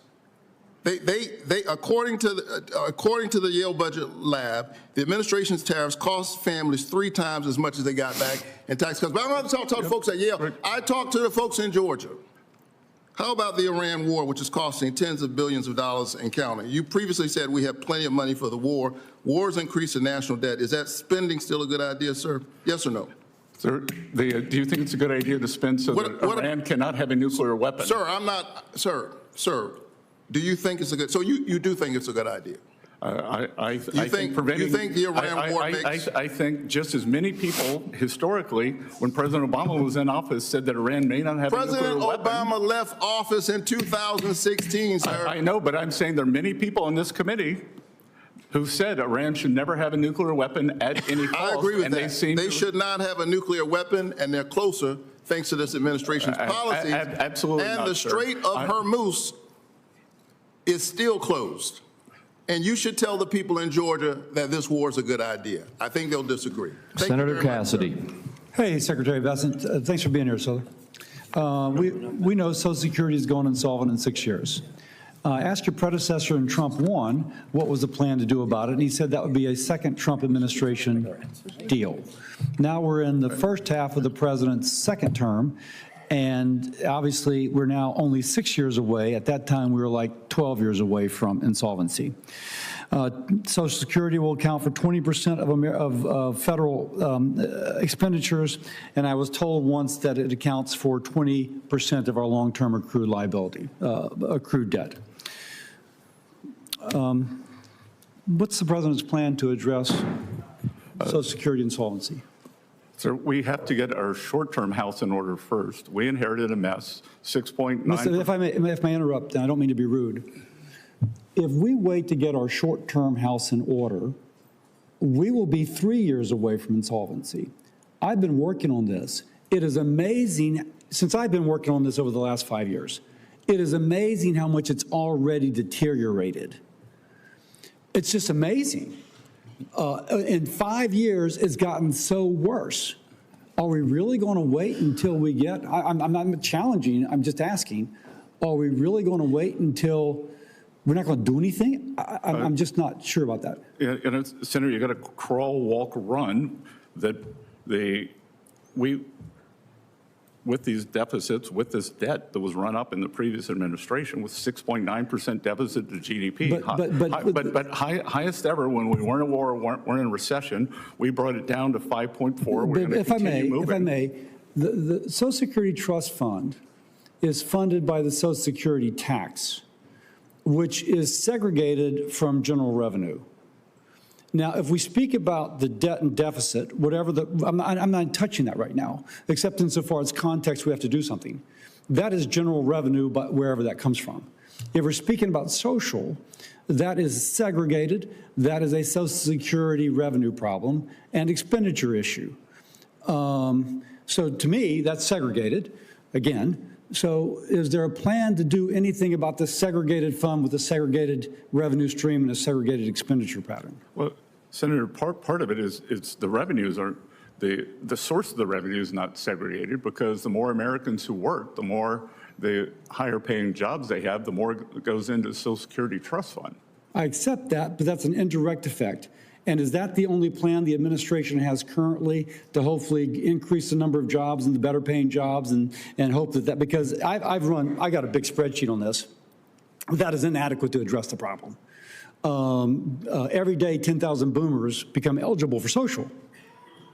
And the drain on this is just incredible. It's just going down. That will not solve the problem. And again, I don't mean to be at all confrontative.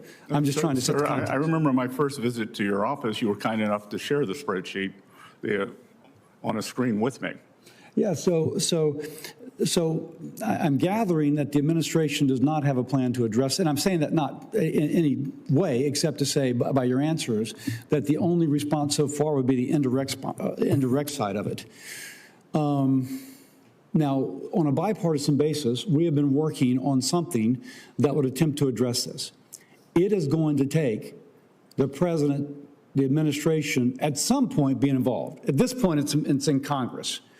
It involves creating an investment fund, much as we have already done with the Federal Railroad Retirement System, a plan that Senator Wyden voted for when he was in the House of Representatives that took the Federal Railroad Retirement System from going insolvent, and now it's paying benefits with fewer workers and more retirees and doing extremely well. It's also based upon what the Canadians have done with their Canadian Pension Fund, which was also going insolvent, and they've been able to address that. Can you, knowing that you'd have to vet it, but would the administration conceptually be okay working with Congress to find a solution such as this?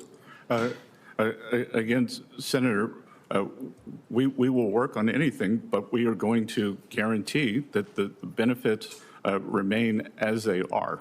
I accept that. So in our plan, the senior citizen does not pay more taxes and the senior citizen does not get less benefits. And so we do find a way that again, patterned after something that Senator Wyden has previously supported on the Federal Railroad Retirement System. And I mentioned Senator Wyden because, by the way, he's a ranking member on the committee, patterned after that has worked so successfully. But we don't cut benefits and we don't raise taxes for seniors. So if that's the criteria, I think, and hopefully we can get your support as we in Congress attempt to work on this. Thank you, sir. Thank you, Senator.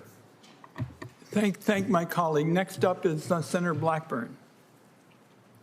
Thank you, Mr. Chairman. And Secretary, thank you for being here. I wish that everyone on this panel would have seen your speech at the Reagan Library on Friday. I think it would have answered a lot of questions, and it lays out your vision for where you think we can head economically. Well, Senator, I think it was a very important economic speech, but the mainstream media preferred to report on the $250 bill. So they're not serious people. Well, there are a lot of odd perceptions floating around. I want to talk a little bit about the working families tax cuts, because that is something we have all heard from the people we represent. I've heard from so many Tennesseans about this, and getting those bigger returns, having lower tax bills, that is something that has made a difference. And in particular, of course, the enhanced deduction for seniors, that's a provision that I had pushed. And having that $6,000 enhanced deduction, I think, was taken by 35 million Americans, and I think nearly 70% of them had incomes lower than $100,000. Is that accurate? Yes, Senator, and 95% of them had incomes under $200,000. And that is something that is putting money in the pocket of hard-working Americans and seniors who have saved all their life to be able to retire.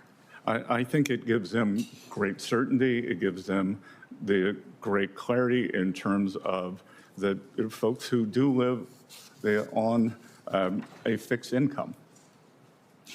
Well, we certainly have gotten a lot of positive feedback on that, and we look forward to seeing that continue. I do want to talk with you about penny production that ended last year. And of course, we have a company, Artisan, in Tennessee that made the pennies.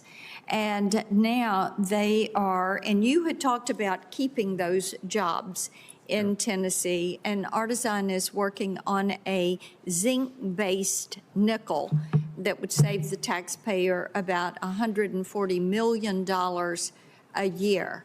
Because right now, the nickel takes 13.3 cents to make, and there's legislation that is moving forward, the Common Sense Act, that would allow Treasury to use zinc for the nickel. And what I'd like to know is if the leadership at the Mint is making certain that they're doing the technical work in anticipation of this legislation passing that would allow the use of zinc for the nickel. Yes, they have begun preparation on that, and we look forward to working with you and to making sure that there is a smooth transition. Thank you. I appreciate that. I also want to talk about the R&D tax credit. And I have talked with Mr. Bisignano about this issue also.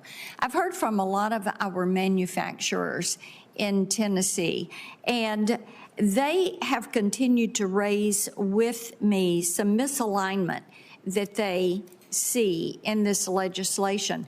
R&D, the way this tax credit is working, it does not allow manufacturers to do shop floor R&D. And it does not allow them to deduct the expense of the products that they are using in shop floor R&D. And we know that China is incenting R&D, and we have a lot of manufacturers and people that are trying to bring business back, and they're doing this R&D work in their plants.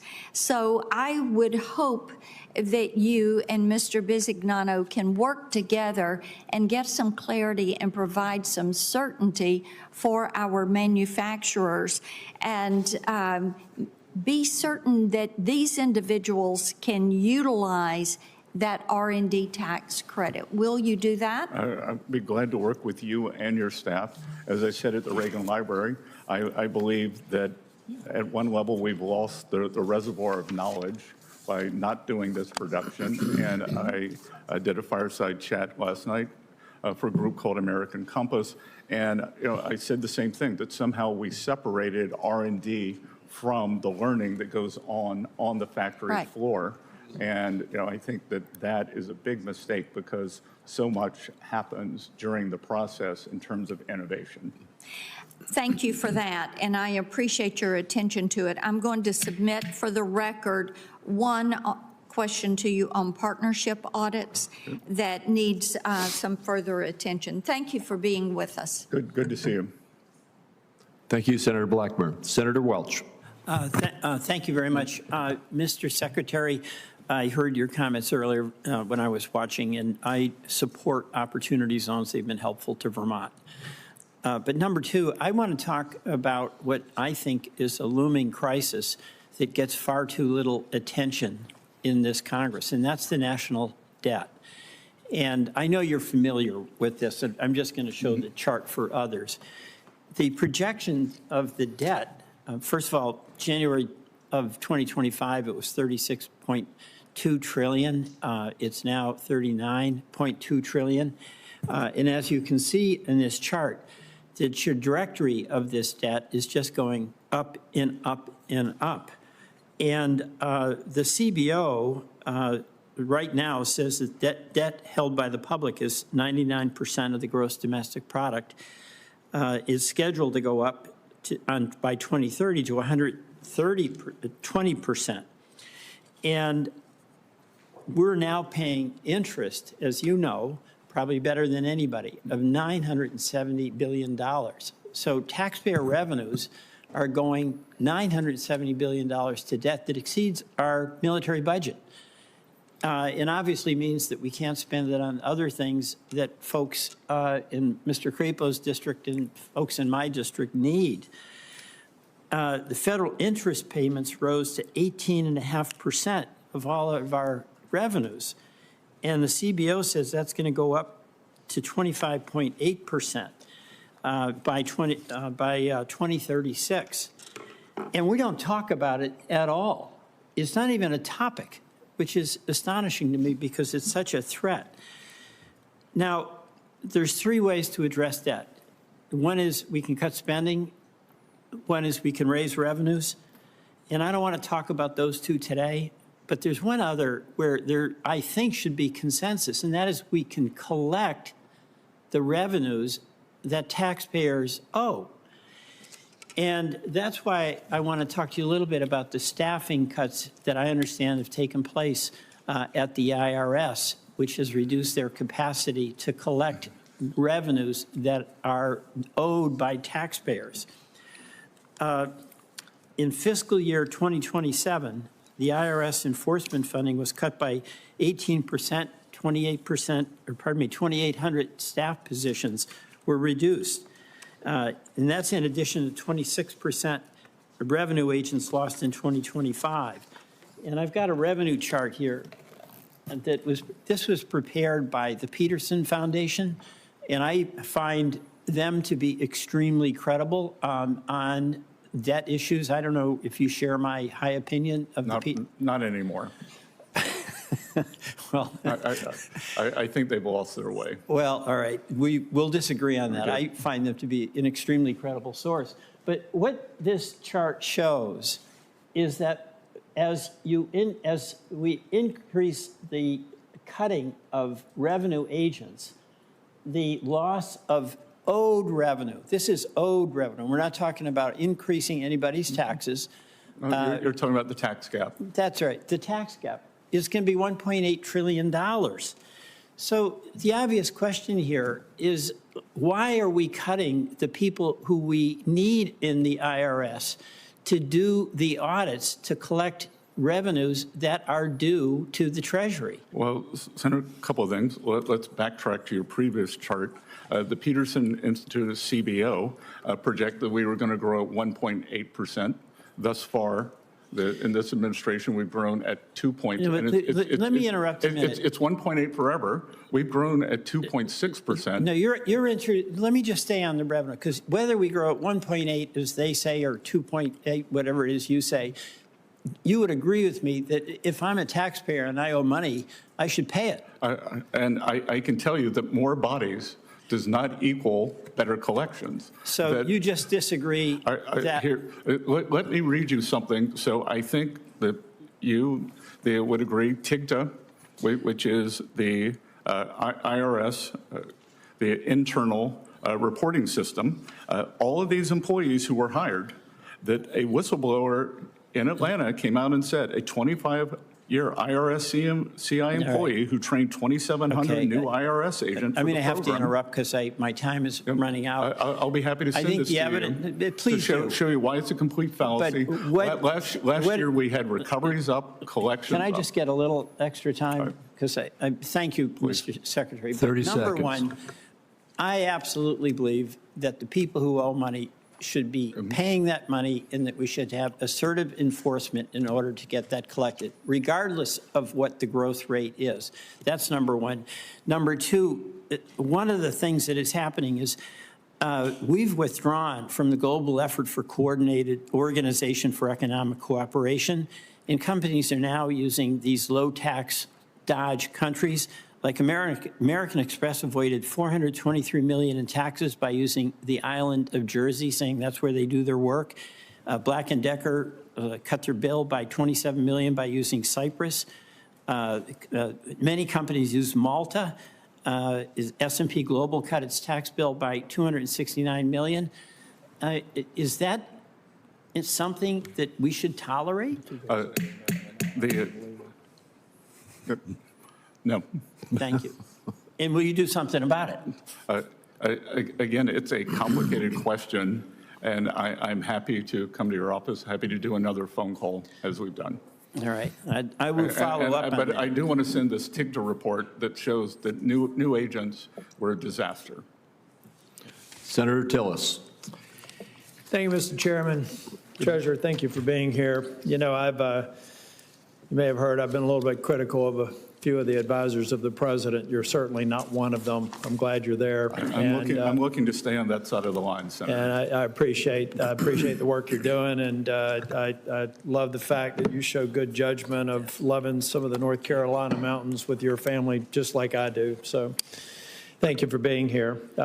I do have one awkward question to ask you real quick, and then I want to get to some of the trends and how you're going to work on them. Did you actually tell Pulte you were going to punch him in the face? No, sir. I actually said I was going to kick his ass. Good. Okay. Good. I share the emotion. Thank you. And as I said, that was last summer, summer 25, and many teams have fights in the locker room and then go out and win for the team on the field. Yeah. No, I was just curious because everybody's going to be showing that. I made it clear I'm not going to support Pulte for DNI, but I'm sure they're going to dredge that up. But so I thought I'd give you an opportunity to. I had a very good exchange with the director yesterday. Want to keep the momentum going on the FH. Yeah, well, he lost me when he went after Powell. Okay. So we can move on to your core job. Yep.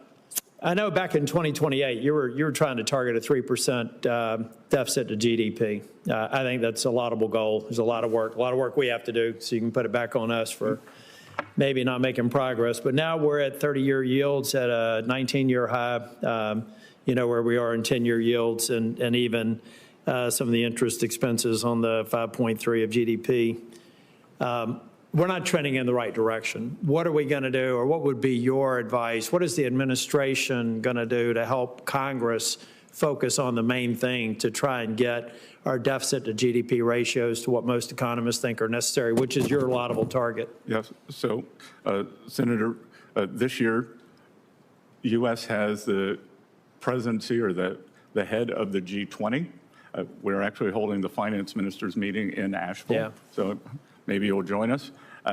And we have outlined to the industrial nations, or to the G20, that we believe that the most important factor for financial stability is economic growth, that it is a lack of growth worldwide, and the decision that the trading blocs countries have made.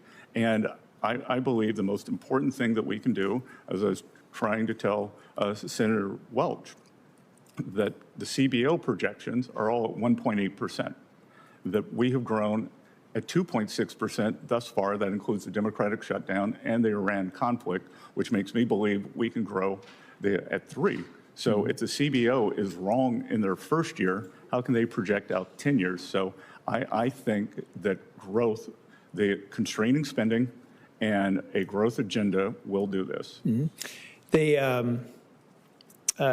And I may submit a question for the record that has to, I have to believe that global growth and U.S. growth is somewhat, we are seeing great growth numbers. But I do think there's a lot of uncertainty out there, and I have to believe that that's keeping some capital on the sidelines, so we could even see greater ones. One of the areas where I think we've had some confusion, I asked Ambassador Greer last year, whose throat do I get to choke if the Liberation Day tariffs didn't work out? I'm not going to ask you that question. I think I know the answer to it. They didn't work out. But now you're at least working with CBP on the refund process. How does that actually work? I know CBP has stood up a portal Now they're appealing the decision, so people that were applying for it can no longer while there's appeals occurring. What is Treasury's role in that? Senator, we're just purely a dispersing entity? We're just a dispersing agent. Okay, good. I guess the only other question I have going forward is how do we reconcile the increased budget requirements with the goal of trying to reduce our deficit to GDP? Is it just something we got to put on hiatus now because we're dealing with high priority items, or how do we talk and chew gum at the same time? Because we have a pretty massive increase in defense spending, which I'm generally supportive of, but we have no way to pay for it. It's one of the reasons a few years ago I was one of only 9 people that voted against a $1 trillion veterans bill because it had no pay for. So how are we going to get to these things that are important but actually pay the bills at the end of the day versus putting my grandkids in debt? Sir, you met my children. I hate to put them in debt. And there are priorities because with the defense budget, if we don't have national security, I think it's very linked to economic security. And I would like to see, as I said, something with a 3 in terms of deficit to GDP by the time the president leaves. I think one of the things that is the result of the working families tax cut is the immediate expensing of equipment, factories, and R&D. And what we are seeing there is this is not a giveaway. This is creating productive capacity. So the way to think about it now is that as we are not getting the tax revenue because a corporation, small business, has immediately written that off, we are increasing productive capacity, which I think is almost like the slingshot effect, that we will start getting it in the second year, the third year, the fourth year. Thank you. Thanks. Thanks. Thank you. Senator Cantwell. Thank you, Mr. Chairman. And I know it's been a long day because I've been in a long hearing on the other side, just on the other side of the hallway. But thank you for holding this hearing. Good to see the Treasury Secretary here. I want to express my concerns about the Trump settlement with the IRS. I think taxpayers need to know that well-connected are not given a free pass. I would love to talk to you about Jones Act waiver tax parity. I'd like to talk to you about the fact that we have an insolvent highway trust fund. But I really want to ask you where you see this landscape now with China, having been very active in the Chinese meetings, and this issue of trying to move on from the tariff debate and get the Chinese into a manufacturing purchase specifically of aviation aircraft. And so I know that this is something that the administration and you have been personally involved in. And I just hope that as we look at pushing China to make big purchases, I mean, I think it's kind of crazy that if they want to be successful, why not do what Emirates is doing in the Middle East? Why doesn't China Air become the big deliverer of an air transportation system in the Far East and do it with a fuel-efficient plane? So what do you think the chances of that continuation of getting this on track and getting, when the president comes here, to have some success? Yeah, so Senator, I think after a rocky period that we have very good stability in the relationship. As I've said many times, we don't want to decouple, but we need to de-risk. There are many industries we need to bring back, whether it's semiconductors, critical minerals / rare earths, our precursor medicines and chemicals, that it's unacceptable that we rely on China for many of those. Thus far, we have seen a willingness by the Chinese. They are very interested in the Boeing purchases. They agreed to 200 airplanes during the visit. We will see if they commit to a larger number when Xi Jinping arrives in Washington. And the other thing that we are pushing for is for the Chinese to open their economy, because what has happened, we have this probably the most imbalanced economy in modern history, and It is hurting their households to the benefit of their manufacturing sector. China runs a massive budget deficit of about 10% of GDP. 4% goes to industrial subsidies. And if they move some of that over to the households, which we brought up with Chinese leadership during the visit, then there would be much more demand for not only American industrial products like great Boeing airplanes, but the more American goods.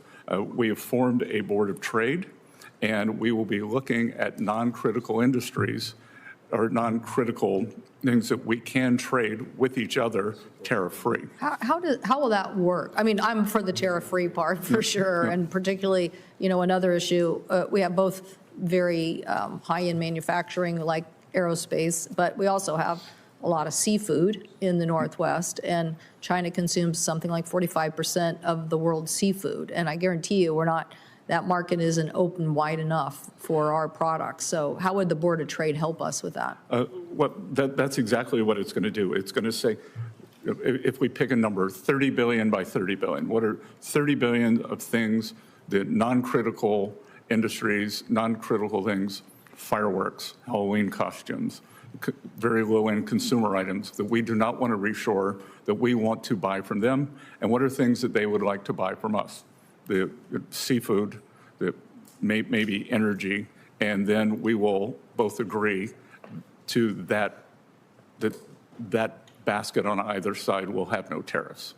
Well, I think this is a particularly important market with a long-term relationship. I know the challenges that we face in forcing them to open those markets, but I also think that getting off the tariff debate and into a open ways to get more product flowing to me is a very important thing. So thank you, Mr. Chairman. I see my time has expired, but I do want to again emphasize I really am against the Trump settlement with the IRS, and I know you have oversight over that, so I'm mentioning that to you.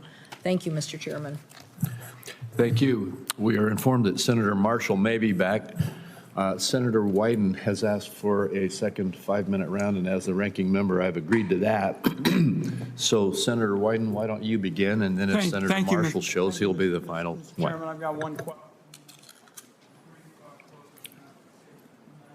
I want here, Mr. Secretary, to follow up on your answers about the Booz Allen contracts. Now, you said you didn't know about Trump's lawsuit in advance. So I gather that for you it was a coincidence you canceled the contracts 3 days before Trump's lawsuit? That would be correct, sir. Okay, and you didn't talk to anybody outside Treasury? I assume that's what you're saying as well? Again, as I said, I had no knowledge. Okay. Mr. Chairman, I'm going to make a brief closing statement with respect to where we are, because I think that this has been a critically important meeting, and what it has showed is that almost all of the big questions with respect to immunity from audits remain unanswered. And my own view is that we're going to keep digging into this. I know that I'm going to. And my own view is that somebody broke the law. Either Mr. Bessent or Frank Bisignano, the CEO of the Internal Revenue Service, were illegally involved in the audit immunity granted to Trump through the addendum. Or if Mr. Bessent continues to claim that Treasury and the IRS were not involved, the audit immunity grant in the addendum is against the law because Acting Attorney General Blanche doesn't have the authority to settle tax disputes that may have not been referred to DOJ. So that's where we are. It's one or the other, and my own view is that as we keep digging, somebody broke the law, and I'm determined to work with my colleagues of both sides of the aisle to get to the bottom of this, because we are wrapping up with virtually all of the big issues with respect to how this immunity, which basically nobody else in America gets, that's the important point, came into being, and we've got to get to the bottom of it and make sure that it's corrected and it doesn't happen again. And I thank you for the extra time. And we've never seen anyone in America, they have their tax returns, the tax returns of all their employees leaked without an apology, Senator. Would you like to apologize today? I was very much at the bottom of saying that it was critically important that enforcement action be taken, and I worked with my colleagues on both sides to move quickly. That's the fact. Yeah, then why did Mr. Littlejohn, why was he only charged in 2 out of 3 potential charges? It was, he got off easy. With that, what we will do is, Senator Marshall, you made it in just under the wire. Senator Wyden has given his closing remarks. I will forego my closing remarks to allow you to give your 5 minutes worth of questioning. Well, thank you, Chairman. That is very kind of you. Secretary Bessent, welcome. I know it's been a long morning, and I know you probably have answered these questions already. One of my favorite quotes from you is, the table is set and it's time for the banquet. And I'm sure you probably could credit somebody else, but back in Kansas, we say the table's set and it's time to eat. I want you to know I've been all over the state of Kansas, and especially manufacturing is growing, that there's new opportunities there. And I think a lot of it is from the Working Family Tax Cuts bill has made that very possible. What I love about your background is you're a business person that's come to Washington, D.C. What are you seeing happening with manufacturing because of that Working Family Tax Cuts bill across the country? Senator, we're having a manufacturing renaissance. We are seeing that we've created about 90,000 new non-residential construction jobs, which would tell you that they have some type of manufacturing facilities. Those, in my hometown of Charleston, South Carolina, Boeing is expanding their facility by 50%, and those are construction jobs, and then that will become 1,000 high-paying manufacturing jobs, and we're seeing that all over the country. We're all over the country. We are seeing pharmaceutical companies reshore. We were seeing, we saw the John Deere, the CEO told us building new factory in Indiana and in North Carolina. So it is a real manufacturing renaissance, and much of it is a result of the tax bill. Yeah. I was in greater Minneapolis visiting Winnebago, and they told me that because of the tax bill, they had a decision whether they were going to start create a battery research facility in Florida, and the full expensing gave them the internal rate of return that they needed. So that's more jobs in the Sunshine State. Great.